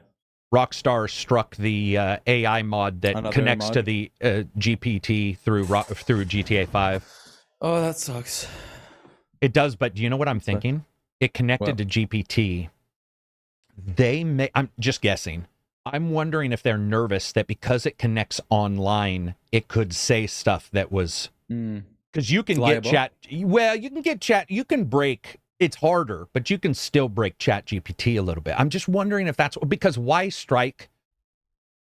They're not striking all the people playing it, and all the people they don't strike the roleplay servers, do they? No, because they recognize the amount of pull the But did role-play you see servers the have is video insane. views on the AI mod? It was nuts. It was like, Really? Okay. yeah, it was like 500 million. It wasn't that many, but it was enough to show a huge amount of interest in it. And what Skyrim's sort of got thing was the mod allowing you to do? to talk to in-game? ChatGPT. NPCs would talk fully, like using ChatGPT, using an AI. It might not have You been a would talk ChatGPT. to an NPC, and its response would be ChatGPT. Mm-hmm. Yeah.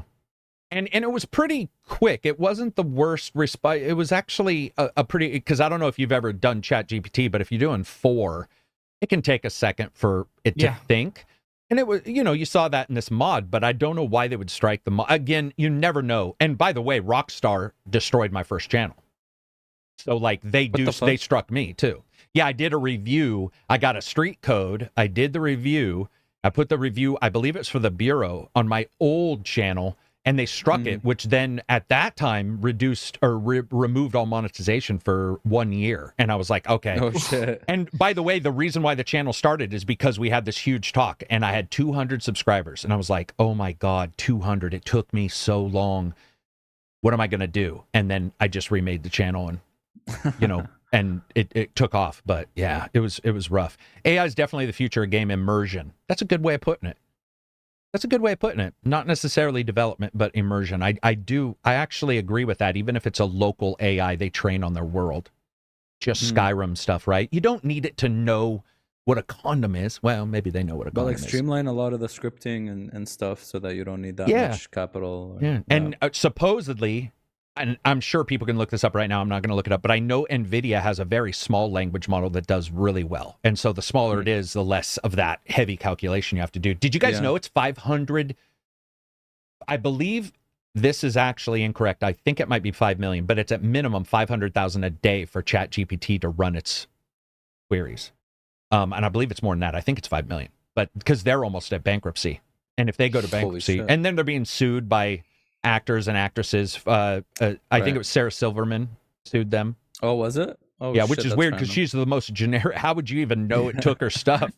Sorry, but like, I'm sorry, but that's the most like I liked her in movies and stuff, but her comedy I've never been a fan of. That's rude. I mean, she can sue if she feels it scraped them. The Skyrim GPT mod is insane. I tried it, but you gotta pay to play. Oh, because it's 4. Yeah, but it's cheap. Skyrim or like ChatGPT is only, I don't know. Yeah, and there's that 25? other one. Llama, Bard. No, which Bard's is the one that we Google. did, Carrick? It was. The game. A game engine, but there was also a mod for Skyrim based on that. Yeah. I can't remember. It kind of had a bit of a generic name, so I'm blanking. And I found out later, I thought that was a full game. What that actually was a tech demo to show it was a game demo makers. for the engine? Yeah, that they could use that. As long as AI is kept out of my I thought it was a good, show or proof of concept. Yeah. Oh, yeah, it was awesome. When we get to see that kind of stuff, it's going to be great, man. I got to have to join the Discord soon. Yeah, Discord, I do charge for it. It's $5. There's multiple reasons, including that when people pay, they're just a little bit better.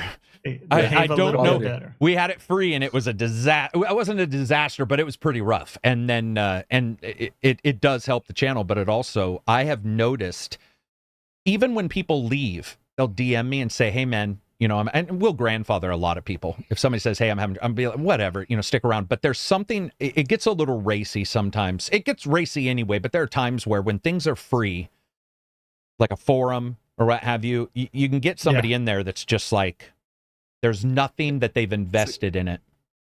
Yeah, it's like the difference between like a public party and a private one or something. Right. Where you vet, and I can sort of vet somebody. We have, and this person has no issue with it. They've talked it openly, but we have a couple people that have said, questionable stuff. And I'm like, listen, we got to get you out of here. It's not, it's not working. And they're still patrons. They're like, okay, I get it. And they're very nice about it, but it's like, there's some rules you have to, I mean, come on, there's some things that is just like, it's not even a play. It's a game Discord first, but we have a really good time in there, man. The Discord's awesome. Carrick, do you ever tell people to play GeForce Now through the Xbox Series X web browser? It could be a good way. I tell people to play GeForce Now wherever they can. GeForce Now is awesome. Man, did you guys see they added 21 games just 2 days ago? They added Quake. Nice. Yeah, right? Quake, Doom. They added all the Bethesda. That's the other thing with GeForce is they're overlapping with Xbox, which helps because Game Pass servers sometimes, the cloud servers can be a little hedgy. So and anything that can be then it ties into Xbox Play Anywhere. Or the store, their nightmare of a store. Oh, yeah. What do you guys think of game forums replacing them with Discord servers? We've talked about this, so I'm sure you guys have noticed, but it's like every game that comes out is like, go to our server. Yeah, I got to admit, it's less sticky for me. I find that I join them and leave them far more quickly than I leave a Reddit. Even though I don't like Reddit can be terrible. Oh, yeah. But something about Discord, it's easy to right-click, leave server. Right-click, mute server, never go back. I don't know. What do you guys think? Go ahead. I was in a Final Fantasy 16 one. It's just, oh my God. It's just, you get, sometimes it can be good, sometimes it can be good, but sometimes it just devolves into the worst fucking fanboyism, anti-fanboyism type weird shit and fucking drama. And I left those. I never do it again. Sometimes I join subreddits, but then I leave them after I'm done with the game because it's like, okay, now I don't give a shit anymore. Yeah. Well, that's also going back to what you said, big public Discords that are free.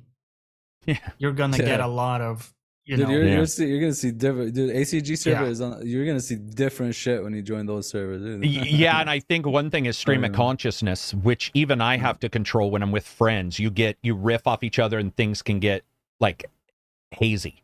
And one of the nice things about a forum is you type it, you can look at it. If you have a error corrector, a spell corrector, it'll tell you. There's a little bit of a slower hit. A bit more friction to put your Right. And with Discord going quick, I've noticed that people can be like stream of consciousness kind of stuff. And even myself, I'll have people going, why is Carrick at 3 a.m. live journaling his game? And I'll just be like, because I just want to talk about my game. But luckily, it's not that bad stuff. But it does foster stream of consciousness, which can be dangerous. And I much prefer like internet forums, even Reddit, over Discord, because you can Google stuff and it'll be there. Yes, right. And stuff like that. That is a big positive because Discord search sucks balls. Fuck that shit, dude. Man. Do you mean by who? Dude, and you're like, I know good they luck typed trying this. to find something. Yeah. Even if you have a specific word to look for, like good luck, man. Yeah. It's a great system now with Xbox allowing you to stream into it and stuff. I hope PlayStation. I think that's awesome. Go ahead, Silver. I'm sorry I interrupted you. No, just that hasn't been like I've had good experiences with the Discord search. Like I've generally been able to find what I was looking for. You're a master because, dude, I just tried yesterday to search for something Reg said, and it said he didn't do it. So I scrolled manually 6 months ago, and it's there.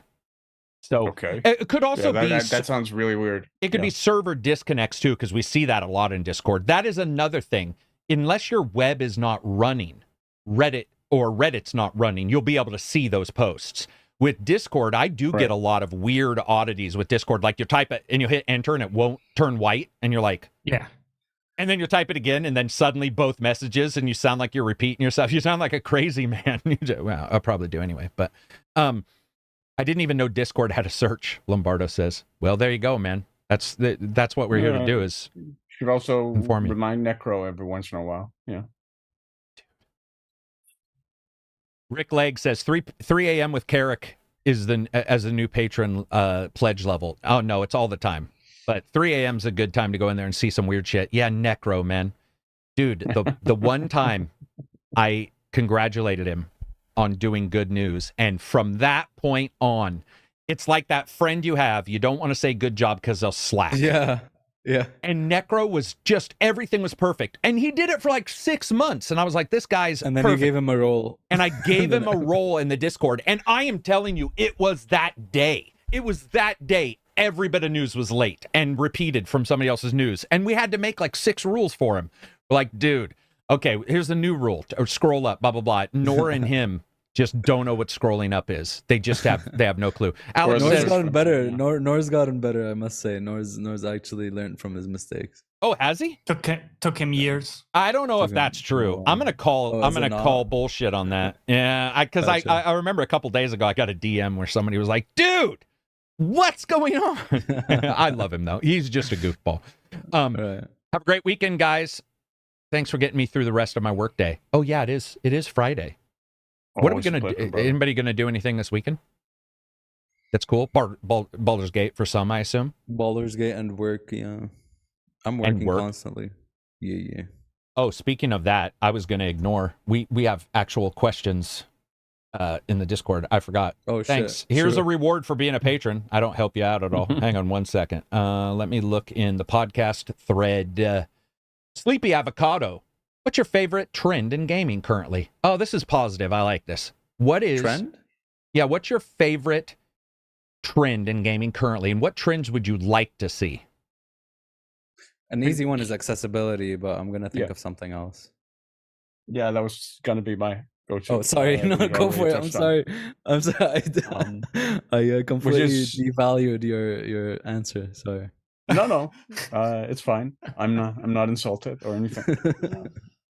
But yeah, I mean that is the big one, just the continued expansion of, especially as a disabled person and somebody who works with disability rights on an activist level. Yeah, it's really gratifying just to see like those questions get asked of developers, like is this going to be in your game, because it is important, just like it is in like a restaurant review. It's important for the disabled person to know, am I going to be able to get into this restaurant with my wheelchair? Yeah. It's important for like a blind person to know, is it going to offer options for the visually impaired or hearing impaired or whatever your disability might be? Is that going to be accounted for in the game that you're interested in? And the fact that we're seeing outlets that are starting to review games with that in mind. We're starting to see developers pay attention to that as options to incorporate into their games. I think is all wonderful. Anybody else got any others?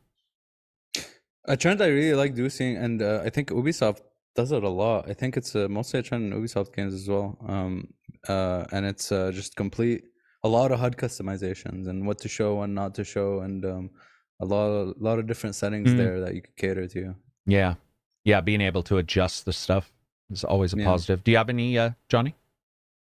I like some of the innovative ways games are showing you where to go. Since Ghost of Tsushima, they did the wind. A few other games do kind of similar things now to guide you more visually instead of just a marker.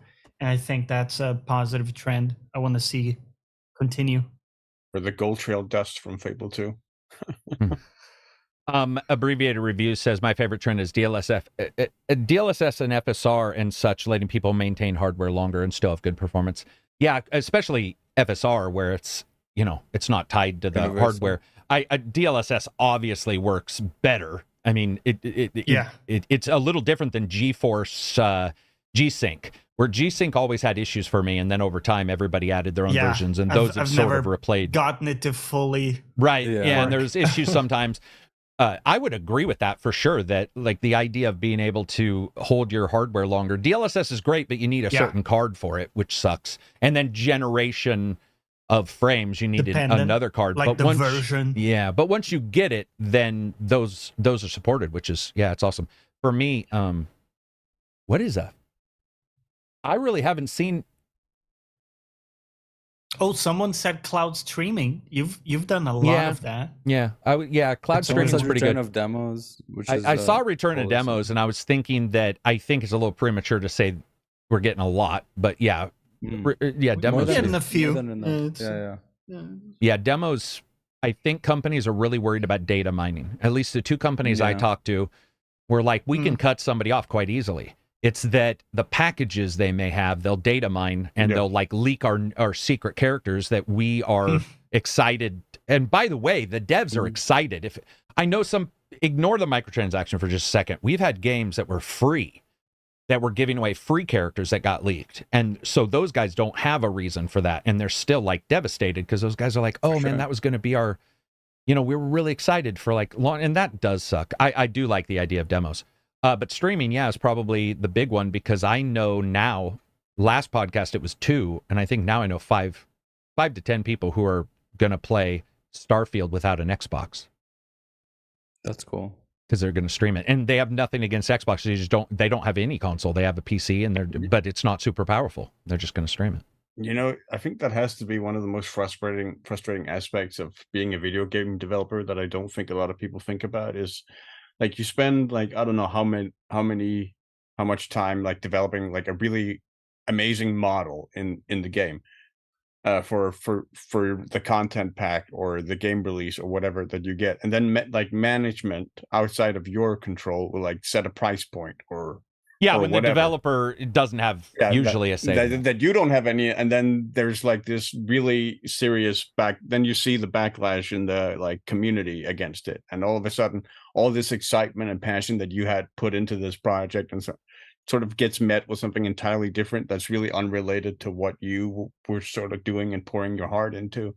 And that's got to be really, really frustrating. This is twice now you mentioned something that I didn't want to talk about, but you broached the subject, so I'll go negative for a second on something you said, which is accessibility is great, but I do not want people being attacked if they didn't make a game because you're visually impaired and it's a fighting game and they just don't have the resources to do that. And we do see that. Right. And that has bothered me as somebody who has friends who are disabled and legitimately like need a accessibility controller. They need special, all that stuff. And what's so strange is all the people I talk to, they're like, oh, I just need to know. Now, I'll get FOMO because we all get FOMO for different reasons. The ability to play, the money to play, the hardware. So we're all going to get it. And I get that those are obviously more surmountable than somebody who has a physical, but everybody I know is like, okay, thanks for telling me. I just know that I can't play this right now until maybe I figure out a way to play it. What I see is a lot of, you don't have, sounds going off, blah, blah, blah, and you get these weird convoluted things. I had somebody who I remember in one of the Twitter threads had the longest diatribe about a game, and it was a impairment that is so negligible but would require immense developer time. Immense. I remember reading it going, holy crap, that would be hard to implement in a game. And they were getting a bunch of razzing from people who were just jumping on the, Isn't it usually the case that the people with the outrage don't suffer from that? A lot of times. Not all the time. Isn't it? But a lot of times. They're kind of like... There's a baseline people want, but over that baseline, sure. Of course. Also, one of the reasons for that is that people with disabilities in general are used to being gated out of stuff. Yeah, that's true. That tends to be the norm for them. Yeah.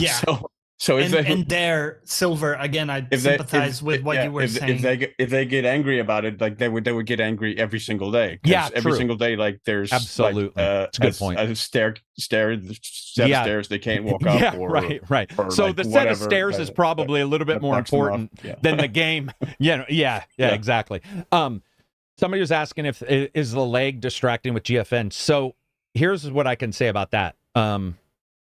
If you were doing Call of Duty, if you were in the same state and pretty close to a server in GFN, I have got first place in Call of Duty games on GFN, but I would say that you probably wouldn't want to play, that. You could play a single player like, Doom, because you can adjust to it. And everything's sort of adjusted. But yeah, if you're playing Call of Duty, it's going to be a little rough. Well, it may be rough. I don't know. My latency is 9, which is insane because I happen to be somewhat close. But it depends. Baldur's Gate, you're not going to notice a fucking full second. Well, you'd notice a second, but you could deal with a lot more latency in that than you could in Call of Duty or something along those lines. Cloud Cutter says, ever got close to the end of a game, but you just couldn't finish? Could be because the game's broken or because you can't get past the final boss. For me, it was Kingdom Hearts Ensem boss fight. Ensem. Does anybody know what that is? Is it Kingdom Hearts 2? He just says Kingdom Hearts, so doesn't give the number. I don't know, but I remember like a thing in 2. End battle, Oh, yeah. Beyond Good and Evil 1, we got past it finally, but I believe it was like the 5th main boss is this boss with like a cage on his face. This is a long ago memory.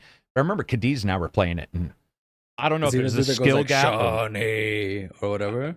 Yeah, I do believe it. And there were like beams or something on the ground as well, and I was like, this is it was like a skill jump that I wasn't accustomed to. and that stopped us for a couple months. What were you going to say, Johnny? Did you have one too? The only one I remember was Neo 1 DLC. Some of the DLC was stupidly brutal. Just like knocking you in the balls for the sake of it. And I just dropped it at some point. Dude, yeah, Neo, though, is a special beast. Insane. It's got some skill gaps in there that you're like, what? The DLC was notoriously harder, though, was it not? Yeah. Yeah, because the DLC is sort of like huge challenge mode in a way. Oh, like okay, Souls like DLCs are usually way harder than the main game. Oh, you want to jump into the DLC? Do ya? Pay us to get your ass kicked. Better have a build, bro. Yeah, yeah. And that's what's funny. You mentioned something. A lot of times I'll beat a Neo, a Sekiro, whatever, and not be super build specific because you can usually get through them. You know, you can mess around a little bit. Yeah. But I did notice that the DLCs are like, you ain't coming in here with that shit. You better have a full set. Yeah, you better. Yeah, right. Yeah, you better. Right, and you better have you better know exact draw times and stuff. Where maybe you can just sort of meet your way through. Dude, in the end, it was so ridiculous. Before going into a fight, I would buff myself with 6 different things, and I would, I would just have like 5 consumables I needed to use in the fight, and it was so much to track. It's like my faith build in Elden Ring. Yeah. Next one up is Wannabe Dev says, what aspects of games do you enjoy like the most? Story, exploration. That's going to be different for every game, I think. Depends on the game. Exactly. Yeah. And then Javier asked a question, but I don't think we can answer this. It's too soon. He says, who did you romance in Baldur's Gate 3? I don't think... let's not talk about that. We probably don't want to reveal much. Yeah. I think just for safety's sake, because Baldur's Gate's big, people maybe didn't take the weekend off. It's only been out and it's like 150 hours. It's just probably courtesy. Yeah, we'll answer that at a different time. I have a really solid answer. I'll say no one, and then you can decide whether it's no one or whether that's a Cyclops called no one, like in the Odyssey, or Arya Stark. Arya Stark. Why is that a no one? She always referred to herself as no one. Oh, in the show she did? In the show books and that's just one of those games where or one of those shows that I just, I couldn't track, man. Gel with it. No, not at all. Oh, somebody posted a picture of me. Hang on. But I mean, the Arya Stark connotations in terms of romance are considerably creepier than a giant Cyclops, I would say. Oh, you know what? Somebody caught me sticking my Jolly Rancher out of my tongue. With TV shows, I do want to bring this up. Expanse's episode 2 of The Expanse came out for Telltales. I do want to point out once again, I think it's awesome that a company dissolves completely, comes back together, and is still able to deliver a game that feels like they did not go away. And I get that some people are going to be like, well, it's a Telltale game. We've seen a lot of those style games hit and be like, that ain't that good. Some of the Dark Mysteries one. No, what's the series? The Dark Anthology. That series. There's one or two where I was like, Man of Medan. I don't know why that name bothers me so much, but that game, there were a couple in there that didn't do incredibly well. I think The Expanse feels like a prequel. And I just finished the show, and I really do think that worked really well. Master Sword says that was me. Was that you who clipped me? Yeah. You know what? Go ahead. About The Expanse, one thing that's interesting and that's different from every other, I think, Telltale game, you actually need a bit of context to kind of fully get everything they're saying. Because they throw around a lot of terms that are specific to the show that you're not going to understand. There is like lingo that's specific. There is some events that they mention as well. Yeah. And I think if you've seen nothing of the show, you might be a little lost in it. Yeah. Whereas most other games, right, they were totally self-contained. Because they go back, and even though it's a prequel, they still use words from the show and don't reference. That's right. I wouldn't say it's a ton, but I could definitely see like somebody belt a lot of, where you're like, wait, what? Yeah, that makes sense. I just think it's awesome because we always hear Embracer Group, and they just deleted, a couple companies, and you see all this stuff. So a company that comes back and is able to nail it like they all just stayed working there is really cool. And by the way, thank God they updated their graphics engine. Jesus. Thank you. Yes, dude, that was a And stuttery good- mess sometimes. good schedule. Release Oh schedule. yeah, good schedule so far. release. Yeah, every So 2 far. weeks they do a and I get it. People probably want to binge it, but I love the idea of having, like, even here on the podcast where you talk a little bit about it and you're like, oh, let's see. You know what? If it's short like this, Yeah. I like it, man. 'Cause Remember on it some gives of you an excitement to keep talking about. Wasn't it a couple Walking Deads were like 6 months or something? Or No, was that it? was that was something mainly ridiculous. it was a number of the Telltale games. It's particular. The worst one was Wolf Among Us. Wolf between Among Us. episode 1 and 2, which was like 7 or 8 months. or Yeah, something. and they delayed it even once or twice, maybe. Yeah, that sucks. You don't want any of that. It's just awesome to be able to see that. I'm really happy when something comes together for people. So is The Wolf Among Us still coming out, season 2? Yeah, I think it is. Yeah. And this I game haven't did heard really well. anything about being canceled anyway. Either have I. It's so weird, too, with Wolf Among Us, because so many people didn't even know the IP, including myself. And then you play the game and you're like, oh, wow. So it caused me to actually go look at comics. Right. Which is pretty rare for me because I'm not a huge comic book fan. They work pretty well. I would also love to see The Boys. I would love to see Fringe can't be done, but I would love to see The Boys. Let's see, what other series would be good? The Boys would be really good because you could do all kinds of crazy stuff in that. But any of these shows... Lost. Yeah, like Lost had a 360 game that I liked. I remember that. Silver and I had a big, or Sleeve and I had a big argument about that. But I thought, what was it called? Varantum or something? It had a weird name. I remember you just played as, you know how Lost has like NPCs? Via Domus? Via Domus, yeah. And it was like you played as a nobody, I think. Nobody, yeah. Because in Lost, they always have random NPCs. Yeah, they always got that guy in the back who turns out to be a bad guy, or they're like, John got killed. And even they in the show are like, which one was John? And you're like, oh, man. Like, it's bad when you die and everybody's like, why is water not being delivered? He's not one of the cool guys. He's not one of the core group. He's not Sawyer. Homelander and Omni-Man are in an upcoming fighting game. Yeah, they're in Mortal Kombat, aren't they? Isn't Homelander in Mortal Kombat? I think so. Overall, I'm not a... I mean, Mortal Kombat's fine. No, I mean, Homelander is kind of already an Injustice, a Superman, so... Right? Yeah, Injustice definitely turned... God, that was a good game. Man, that was a good game. Oh, people are teasing me for saying Among Us. Yeah, sorry. That's what I call Among Us. Like when I called Remnant, or no, I called Remnant, and people are so mad at me, man. Yeah. It's so funny because all the time, all the time, especially when I was growing up. Like nobody ever told me that was. Right. I don't even know if they listened, but boy, in a YouTube, people find that spot. They'll let you know. Oh yeah. Me and Johnny have the worst ones though. Like when I was like saying coax instead of cope. Oh my God, co-op. He called cope a couple times. Cope. When you're doing cope, and it's like cope. No, I never said that. That's somebody did. Somebody did for sure, and I think it was you. Oh no, maybe it was. Yeah. No, it was coax, but there was something else. Coax. And then there's something else. There was one last week. I got a couple. Oh, Oppenheimer. I said Oppenheimer instead of Oppenheimer. What were you saying? What were you saying, Johnny? No, I'm just saying I definitely have a couple where I pronounce it weirdly. We all do. Like you know why? Iron Man. My God, Iron Man. Iron Man. The thing is, too, is because like in America, you have West and East Coast and, Oregon. You'll have people pronounce it wrong. And so I guess I shouldn't complain that people Yeah. Minnesota. Malay and melee. And that's actually just like even D&D guys, like the guys who wrote the game pronounce it differently. Lever. Like there's a bunch of these. Ubisoft and Ubisoft. I was at a review get together for the review code, and it was one of the few I went to. They told me, by the way, not the native English speakers, the people from fucking Quebec told me it was Ubisoft. What the fuck? You don't say Uber, you say Uber. Here's what I think they were doing. They were just trying to say, oh, you're like from America, they're going to have a different, so go ahead and pronounce it Ubisoft. So everybody was pronouncing that for like 2 years because they said it. The people who run the company were like, it's Ubisoft. I think they were just translating, and to them it was like, I think and so. I honestly think they don't care because no game's called Ubisoft. So it wasn't killing them in any way. You don't say Uber either. You say Uber. No, you say Uber. Goodness, no. I say Uber. I'm just joking. I don't.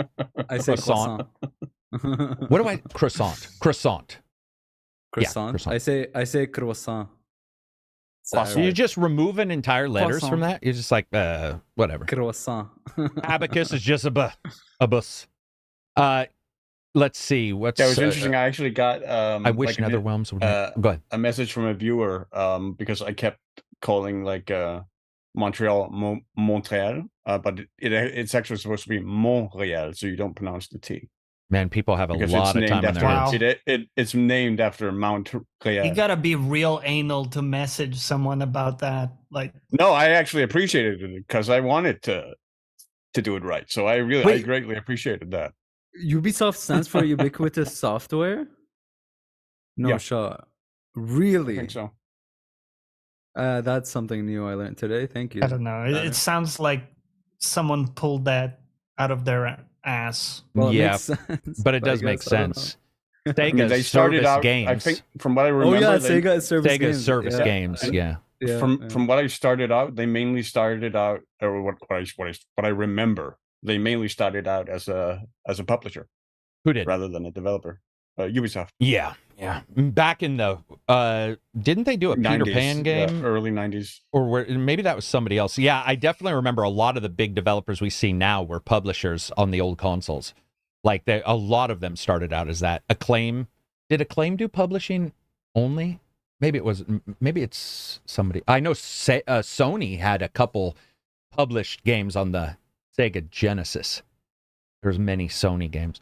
What else do we got? Ubisoft. It comes from a French acronym, Union, blah, blah, blah, blah, blah, blah. So you'd pronounce it Ubi and not Ubi. Yeah, like I said, Union de Independent. Yeah. Right on. We knew that. Dude, I nailed it. Like, I could go there and say that, and people would be like, you got it, baby. Ubisoft. But what else do we got? What else do we got before we wrap this up? So I was wondering if any of you would like to be frozen and then unfrozen in a distant future. So imagine this, right? So this is the deal. You go in, you're frozen like Walt Disney. I don't know, by the way, if that's true or not. The Walt Disney thing. The head story. Yeah. Did he actually? That was a rumor. No, I don't know if I don't think it was. Yeah.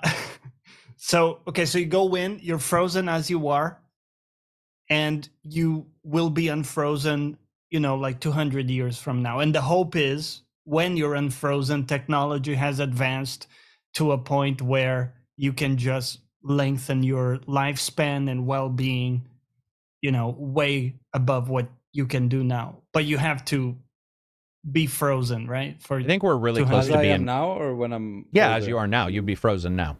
Yeah, like right now. Just right now. Well, that makes it a hard question because I guess you're taking a skip on like the rest of your, natural life in order to. Let me change this and because let me again? Slightly change it because I think we can all agree we're in a lot of faith in how we're in some pretty deep shit right now, society wise, and like global warming. So I want to ask you a slightly different question. If you could ignore today and it was gone and you could transfer to any fantasy world, sci-fi fantasy, would you go? And the reason why I ask that is because I feel that, at least for me, the question that you said is like, I'm looking at the world right now going, man, we don't need government saying we need to stop. We just need to stop doing like this. We need to stop dumping plastic. There's all this other stuff. But what about a fantasy world? So you could say, boom, I'm in The Boys and you could choose, a level of person that you would want to be. Is there any fantasy world? And I got to tell you, prior to being married, I love my family. I would have left in a millisecond. We would have these discussions that would have instantly. But now I have connections that tie me a little bit more. But if you guys don't, would you? Is there a world you'd want to go to? Is there like a place that you would be like, I'd love to go explore Starfield and just be in the Starfield world? I mean, the biggest one I think would probably be Star Trek, because here's a world that has finally solved a lot of the major societal problems. Yeah. Resource scarcity no longer an issue. Money's no longer a concept. Right. Nationality no longer a concept. That's deeply appealing to me fundamentally. And you wouldn't want to be a red shirt, right? in Star Trek. Like, if you went to Star Trek, you wouldn't want to be one of the red shirts. You'd want to be like a captain, or because I mean, let's be honest, you're going to die the first time they transport somewhere. Just a citizen on Earth, or just hanging out, just replicating people. Just I think the camaraderie with the other red shirts would be pretty good. And the constant funerals. Just funeral every week. Yeah, every week. I guess it depends on whether we're talking like Joss Whedon Star Trek or like the standard diplomatic. J.J. Abrams versus Star Trek Next Generation. J.J. Abrams, yeah, sorry. Yeah, I knew what you meant. Abrams, yeah.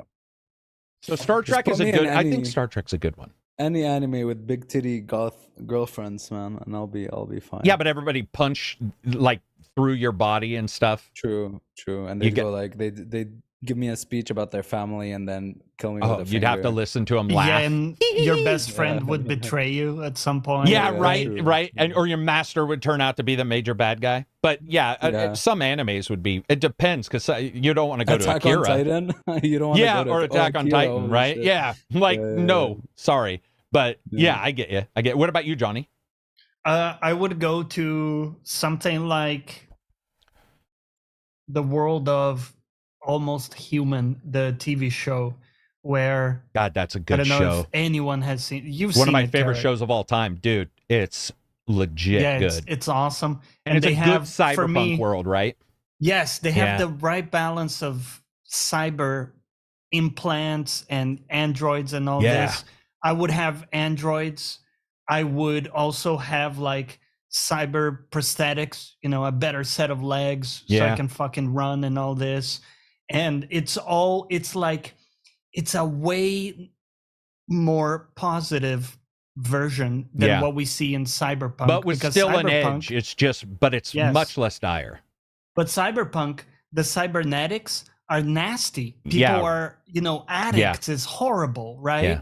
Yeah. It doesn't look natural or anything, but the androids and the cybernetics and implants and prosthetics in Almost Human, they look, they're pretty close great. To like iRobot or something. They're pretty highfalutin, Oblivion like Detroit kind Become of stuff. Human, that type of stuff. That's where I would go.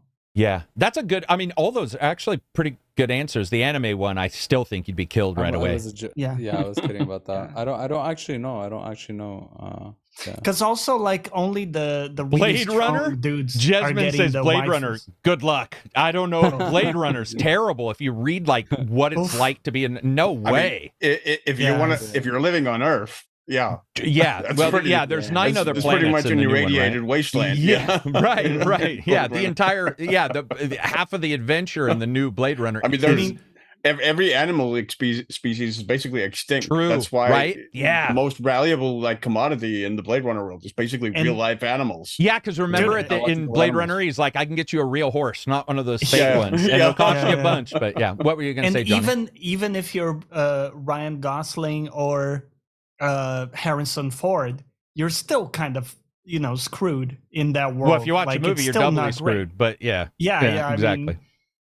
I think Star Wars would be fun if you were like a ship owner, but they have so many overarching rules, like the Empire taking your ships, and so it'd be Star Trek would be fun, but lots of cock blocking in and when I think of any world I want to go to, I would want to have some risk. I like the idea. Like, I'm not saying we would go there and you would be impervious. You could still die and stuff. So Star Trek is a good one because, unless you were on a bad outpost, you got taken over by the Zorgorians or whatever, you could probably don't use the teleporter. And don't use the teleporter ever. Yeah. Why? I mean, as abbreviated Indio touched on, like, you could just stay on Earth in Star Trek. You could, but that removes the live at Picard's vineyard. Yeah, but that removes the excitement. I can live on vineyard here. I would get kicked off at some point, but you know what I mean? Like, if I was going to Star Trek, I'd want to be a commander. I'd live in a holodeck, dude. Oh, or I'd live in the holodeck, dude. That's the problem with no matter how good you are, a holodeck is easily the worst drug that humans could ever access to that, once you have access to that, man, and Orville taught us, man. Orville. I was gonna bring it up, but I didn't know if everybody. But Orville's version of the holodeck, especially that they show, you saw it in Star Trek Next Generation when he had everybody in. He was the Three Musketeers, and they had. Worf is one of the guys, all that. You saw some negativity, but Orville really showed. They went hard on it. They were like, what would people do with the holodeck? Remember when he goes back in time and falls in love with like Rachel Meester, the actress? Oh my god, and that was weird. That was so weird. And then she basically breaks up, like the entire thing happens and she gets back with the boyfriend and he's like, what? Like, oh dude, it was hard to watch. It was like all the horror stories of real life were in that in whatever their version. I don't remember what their version or you have something like in Stanislav Lem's the Futurological Congress, where you have that in pill form. Like you take a pill. Yeah, you take a pill. You get that mind trip of being whatever it is, which is strangely enough what they think might be closer to our version of a holodeck will be you taking a pill that then attunes you to something that beams in versus this full 3D touch things, because in your brain, that's another thing. You guys have heard about some people who don't hear an inner voice. There's that they have the, I guess you call it an impairment, I don't know what you call it, but they don't have an inner voice. They don't see their memories. And I was thinking about this, I was like, that would be seriously terrible if I couldn't see my memories.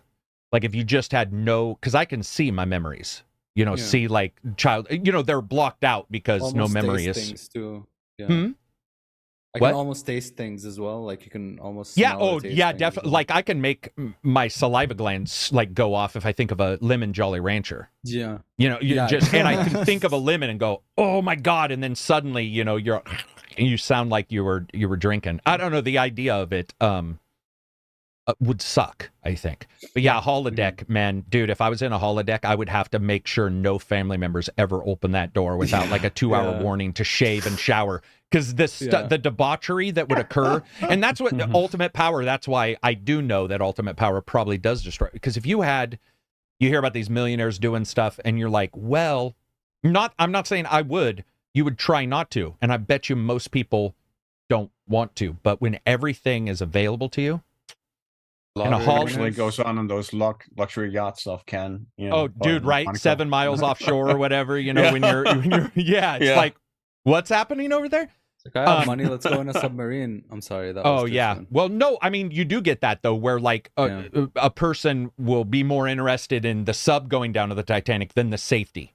And that's what happens when you detune from and with no danger, like a holodeck, like the stuff. Yeah. My mind even thinks of consequences. And those no consequences build, I think. It starts almost like you hear about porn addiction, where somebody's fine and then they have 12 tabs open. Like the meme is after you're done, click, and turn off the tabs. And when I saw that meme, I was like, oh, fuck. Versus when I was a kid and you found a Playboy in the woods. Yeah. That didn't move. And that was our generation. Yeah. Right. And look like my unshaven beard in certain parts, right? You're just like, so the difference. Or like the page 7 girl in the newspaper. Yeah. Yeah, right. Oh, dude, J.C. Penney catalogs. The skirts or bras section. Fashion TV had girls going wild. I think every night. A certain time. They did for a while. Yeah. Catch. Yeah. Gone wild or something. Hey, Carrick, have you ever watched Enterprise? Yes, I actually like Enterprise much more. I watched it. I just finished Enterprise about a month ago. I love I love Archer and his second command. I actually think their relationship is probably the best one I've seen in Star Trek, because I get a little tired of Spock and Kirk were fine, but Picard and Riker were, I don't know. They were like business friends or something about it. They weren't as close. They weren't as they were later.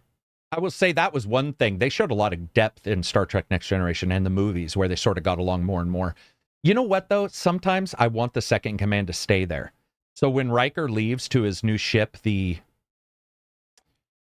not the Farragut. I was never all that fond of like the next generation movies because I felt they really kind of betrayed Picard's character. They turned him from this sort of contemplative diplomacy guy I into agree action with that. man. Mm-hmm. No, I agree. They had to, right? I mean, to sell. Or they certainly felt they had to, yeah. Or they felt they had to, yeah. I like it. I know everybody hates this movie, but I actually like the one where they go against the Predator, the Romulan with Bane, the guy who played Bane as the bad guy, not Dominion, Star Trek, Nemesis. Nemesis. Yeah. I actually like Nemesis. Nobody else does, but I agree with you 100% that whatever I saw Picard in the shows was weird in the movies. Like, he just. And weren't they trying to say it's because of his illness he got more emotional because he has that illness that's untreatable and it causes emotions to go up and it's like Alzheimer's but for Star Trek? I don't remember. I'm pretty sure they tried to play it off. Explained, but it's possible. I mean, I also haven't seen those movies. USS Titan, Mike says. Yes. Oh, gotcha. Yeah. I just think those shows are awesome. I think Enterprise turned out way better than I thought it was going. I think I didn't like Enterprise when it first came out, but now I love the positivity. There's an episode where Archer meets an alien race and they're like, we pray to this star. And Archer's like, dude, can I come? And I was like, oh, thank God. Instead of Picard being like, rule number 17.4, or Kirk saying, where's the green women to bang? Archer was like, yeah, man. I'll go with you. That sounds fun. And I was just like, that's sort of what I wanted. Star Trek lost its fun sometimes. I like Deep Space, strangely to say that because I enjoyed Deep Space Nine a lot when it came out in the 90s. Yeah. I like Deep Space Nine. And Voyager, I love Voyager. That was sort of a part of an endeavor to make Star Trek edgier. I think, to me, a lot of the appeal was just because it addressed a lot of themes that I saw at that time because it was around the time of like the Yugoslav civil war and stuff. So it was more stuck. I saw so much of that stuff on the news, and so you got like the Bajorans and the Cardassians and that whole Dominion conflict. War, right? Too. So and that was something that sort of resonated more than usual Star Trek as a result of that. I think. And spies could when you're going from place to place on a starship, spies don't matter as much. Like you're moving all the time. And I think Deep Space Nine, for a lot of people, let them solidify a spot for a little while and go, this is a spot, which is why I like Babylon 5. It's like my favorite show of all time. And the reason why I like it, which is weird to me, is that they don't go anywhere, even though I love all the other ones where they do. I completely understand what you mean. Yeah, there's a solidity to the storyline, and locations aren't always, not to be rude, but a lot of them, you're like, they're in Sahara, Nevada. And they're pretending like it's a different desert. It's the same fucking rock every time. Like, they'll go to a different planet and be like, this is like Majora Stargate. 5. Yeah, it's like Stargate. Going to Vancouver all the Dude, Vancouver, one time in Stargate, it's the same clothing they reversed. Like it's blue, and then in a different episode, it's a brown tunic. And I'm like, guys, $7. Go down to a Goodwill, pick up a couple dresses, throw them on them, cut them short, and go for it. Orville did a better job even. And Orville had some issues with that too, but I think overall they did a better job. There's a comic book series set in Firefly. I liked it. Yeah, I own all those comics. I got them the day they were announced. I thought Firefly was fun. I sort of see Firefly as one of those shows that like has almost too much fame now in a weird way. It's like I was a fan of Firefly. Yeah, right. Yeah. And there's something about it where I'm like, I get it. Geek credit. A little bit. It was definitely sort of a hipster thing, I think. I think so. And I loved it, by the way, but it's just later on. Nobody else liked Firefly, but I did. Yeah. I still remember my mom calling me up. Man, this Western space guy is so good, blah, blah, blah. 3 years after it was canceled. And I'm like, and she's like, where's season 2? I'm all in the cloud. Like, she was devastated because my mom doesn't like sci-fi that much. She liked the original Star Trek and a couple others. And I remember I told her, and she was like, what? Because she had watched every episode in proper sequence too, not like they were shown on TV, which was out of sequence and went the way of Deadwood season 4. Yeah, right. Yeah, when you get that season, and so many people are like, "Where's the next one?" You're like, "Yeah, there's no next one." Yeah, what else do we got? Pushing Daisies was another one I really liked. Masta says Carrick has a few favorite shows of all time. I do, and I consider, for example, Almost Human and Star Trek as different lists of the best shows of all time. Probably because I watch so many shows. I actually have a cyberpunk list, and a Western, maybe a Western space. I do. I separate a lot of them because I think after a while it's weird to compare them. Like, how would you compare Almost Human with Star Trek? It doesn't make. Yeah, it's such a shame that it didn't conclude. It got canceled. And other shows do a pretty good job. I think Fringe technically got canceled. It did once, but it came back. Yeah. Oh, it had that weird. Okay, so it did, because that did wrap, really well. Yeah. But it's just sort of Almost Human did not wrap well.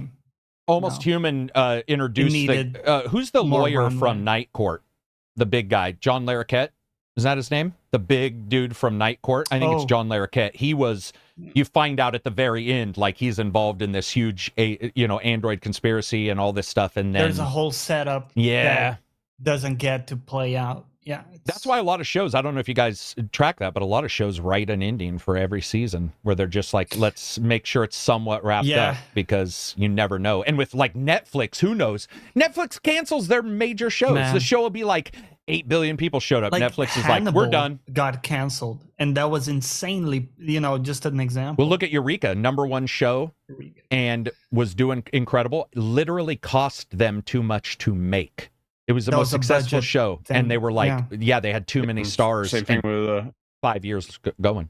Same thing with Rome as well. Yeah, Rome was like that as well. Oh, was it? Yeah. I think that's another problem. If you get actors who have been around a long time and then they do well, and by the way, they should be paid commensurate with success. Yeah. But what happens is you can't have one bad season, because then and I've seen a couple shows where I'll track their seasons. It'll be like 10 million viewers, 10 million, 6 million, 10, and you're lucky. If the show isn't growing with every season, you can't keep up the. And that's like games too. You get a second game and you'll think there might be a third, and then they'll be like, second didn't do so well. And also too, with actors, sometimes you just can't have them for more seasons because they're moving on to do movies or whatever, and their schedules are. Do you know who that was a big problem? Was Fringe, the English guy who plays the bad guy in Sherlock Holmes 2. He's in the belter from Expanse, who ran the Underground. The British guy, he was in Fringe as a bad guy. Yeah. The guy from Mad Men as well. Yeah, they couldn't get him. They were just like, it's impossible. Oh, by the way, that's another show I'm watching right now. No, they were talking about it in Expanse. I was watching behind the scenes, and they were saying we want him, but he's like in 10 movies. He's in 10 TV. He's quite. The problem is if they're good, they want to work all the time. Or they can work all the time. Don't want to. Not everybody wants to work all the time. But. I think that's one of the biggest things with television shows is a lot of people just don't realize the logistics that actually go into. What's your favorite shows, people? Post them. Yeah. You mean they just sort of they sort of thrust you in? I think I think the biggest example for that to me is like Game of Thrones, and like a lot of the criticisms that got levied on it, because I don't think people really realize just the amount of logistical effort it was to keep that show going for 8 years with the same people. I mean, you literally saw like the Stark children grow up and basically outgrow their characters. Unfortunately, the puppies by a substantial amount. Yeah, and I mean, just the sheer logistics of that production it's really sort of difficult to imagine how that really came about, and all the different pieces that had to fit in every single season just to get it off. Absolutely.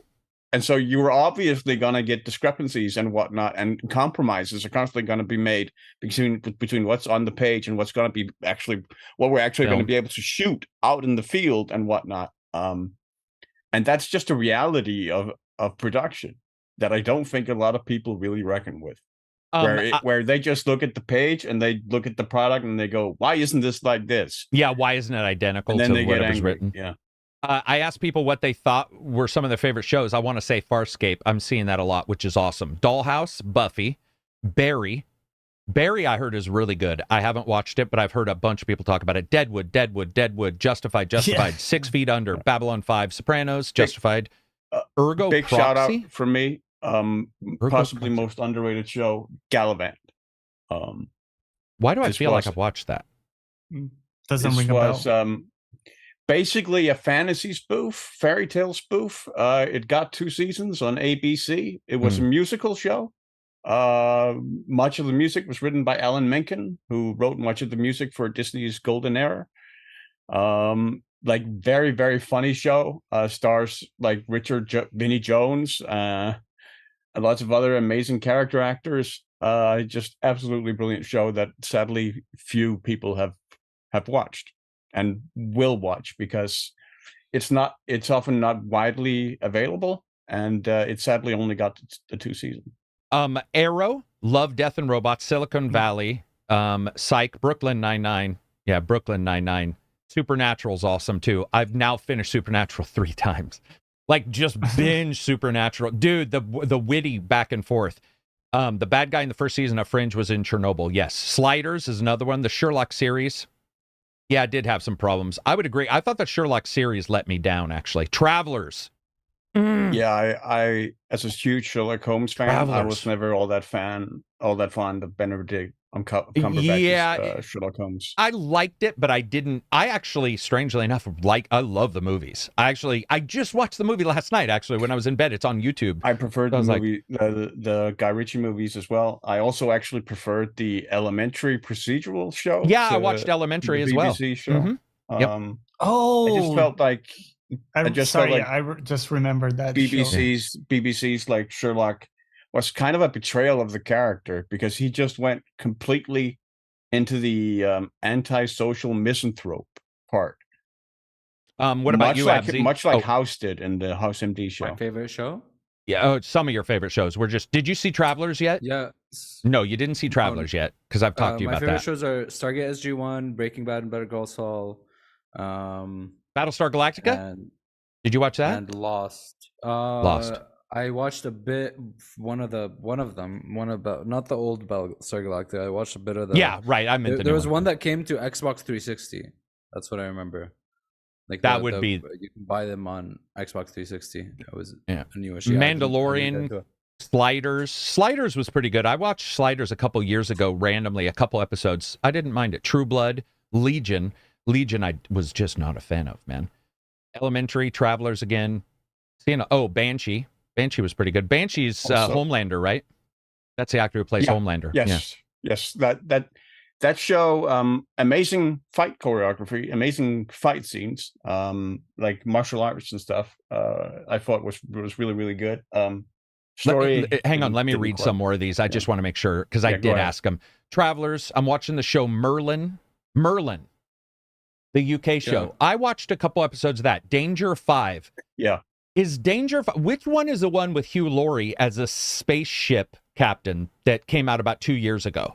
And I believe there's 2 seasons. I had a difficult time with it. The guy who did House is a spaceship captain. Somebody will know in the. Hugh Laurie. I think that one only got 1 season. Did it only get one? Being captain of a cruise ship that strands in outer space, like a colony, or like I think it was Armando Iannucci who made that. Stargate. Does anybody know the one we're talking about, guys? Because I don't want to waste time looking up. Stranger Things. Oh, of course. Oh, Avenue 5. That's what Avenue 5. Yeah. My middle name is Remy. Oh, he's answering somebody. I was like, what? 24 with Kiefer Sutherland. Did you guys see Down the Rabbit Hole? Did you guys see Rabbit Hole yet with Kiefer Sutherland? No. The new spy one? Very good show. I don't like him much in almost anything. That show is amazing. Better Call Saul. So do you guys think Better Call Saul is better than Breaking Bad then? Because almost everybody I've talked to actually likes Better Call Saul more. I like them at the same level. I don't know which I like more. Yeah, I don't know. Yeah, I view Better Call Saul as more of a character study type thing, where it's really deep in the just exchanges between characters and character building. And Breaking Bad, while also has a lot of that, it's much more action. Yeah. It feels like there's more going on. Somebody else here says Person of Interest. I don't know if you guys have seen that. That is such a good show with Whisper Man. I have seen a bit of it. I can't remember his name, but the guy who played Jesus, I think, in Temptation of Christ, right? Isn't that who it was? And Caviel or something. Yeah. But man, Person of Interest is good, man. Yeah, it was a solid. I'm going to kill you guys. You had to have subtitles on all the time because that dude would whisper his way through every conversation. Oh, just mumbling. Yeah. And you'd be like, what's he talking? And then he'd hip toss somebody and be like, all right, he was threatening them. Have you guys seen Hannibal? Yeah. Yeah. but I'm not a huge didn't? fan of Mads Mikkelsen, so it was. Really? Yeah. But you're a Dane. I thought you were supposed No, to love him. I've gone to great lengths about that previously on this podcast, I think. For All Mankind is pretty good. I keep getting distracted by his accent. HBO did give Avenue 5 a Danish. second season, but then canceled it. Oh, too bad. Well, what time have we got? We're at 3 hours and... Jesus, I just looked at it's 2:30. Yeah, we can wrap it up. Severance was good, too. I'll fight you on that. Man, that show. Also, Jendi Tartakovsky's Primal. Amazing show. I actually Primal was pretty good. Cartoon? Bro, I need to watch that. I've been wanting to watch it for so long. What I was going to say is we wrap it up. This is an interesting thing I just realized in Discord when I was talking to people yesterday. Every single Apple production, every one, I've disliked. They all look highfalutin, really high technical level. Foundation, just graphically, you're like, wow. Great production. Even the Jennifer Aniston early morning TV show one looks amazing. They are the most glacial fucking shows. I was watching Severance just going like, oh my God, I'm going to die. Foundation. I had to drop Foundation too. I even told people, like, at first I was like, I think Foundation might be good. By the way, it's got the same guy that we were talking about earlier, who was in Expanse and was that show is, dude, all Apple shows is glacial. What were you gonna say? Yeah. Sober? Just Severance reminds me of Succession, also well worth it. And got a full arc, full 4-season arc. We tried Billions. Did you watch that one, Silver? Billions? I watched a bit of it, but I didn't go fully into it. Yeah, it didn't really smash me. I think Damian Lewis, I don't know. Yeah. I just couldn't quite.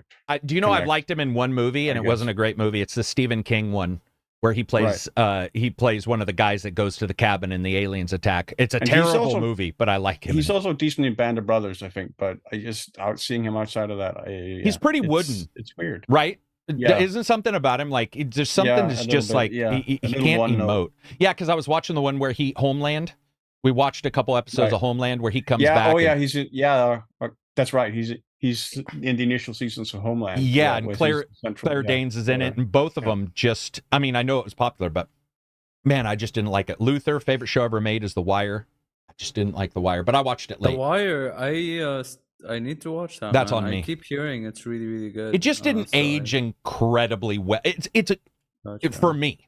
I'm not saying for everybody. It took some adjusting. It took some, Yeah, I need to watch it, man. I need to watch it.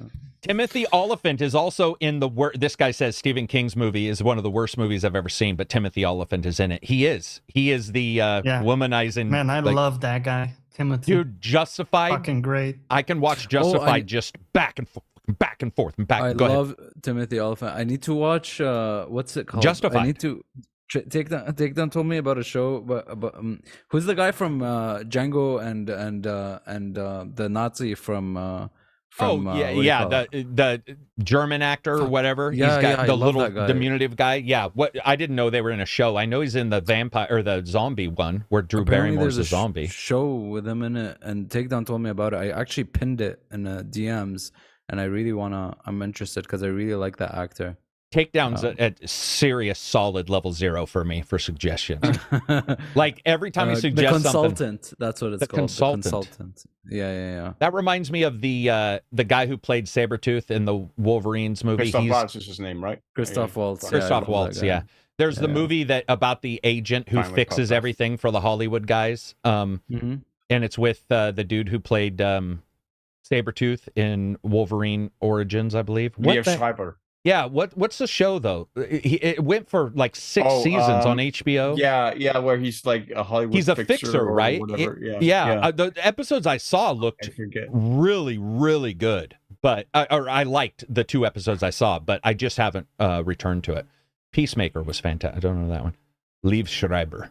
Somebody says he's Austrian. Who are they talking about? The little guy from Christoph Waltz.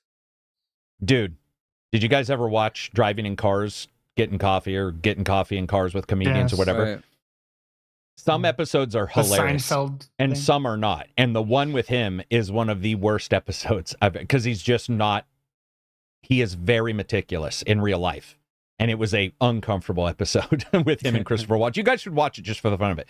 T10L1, $5 super chat. The Wire's a masterpiece for how accurate, realistic, portrays everything. Pretty sure a lot of actors really live that life. Let me tell you guys something that blows me away.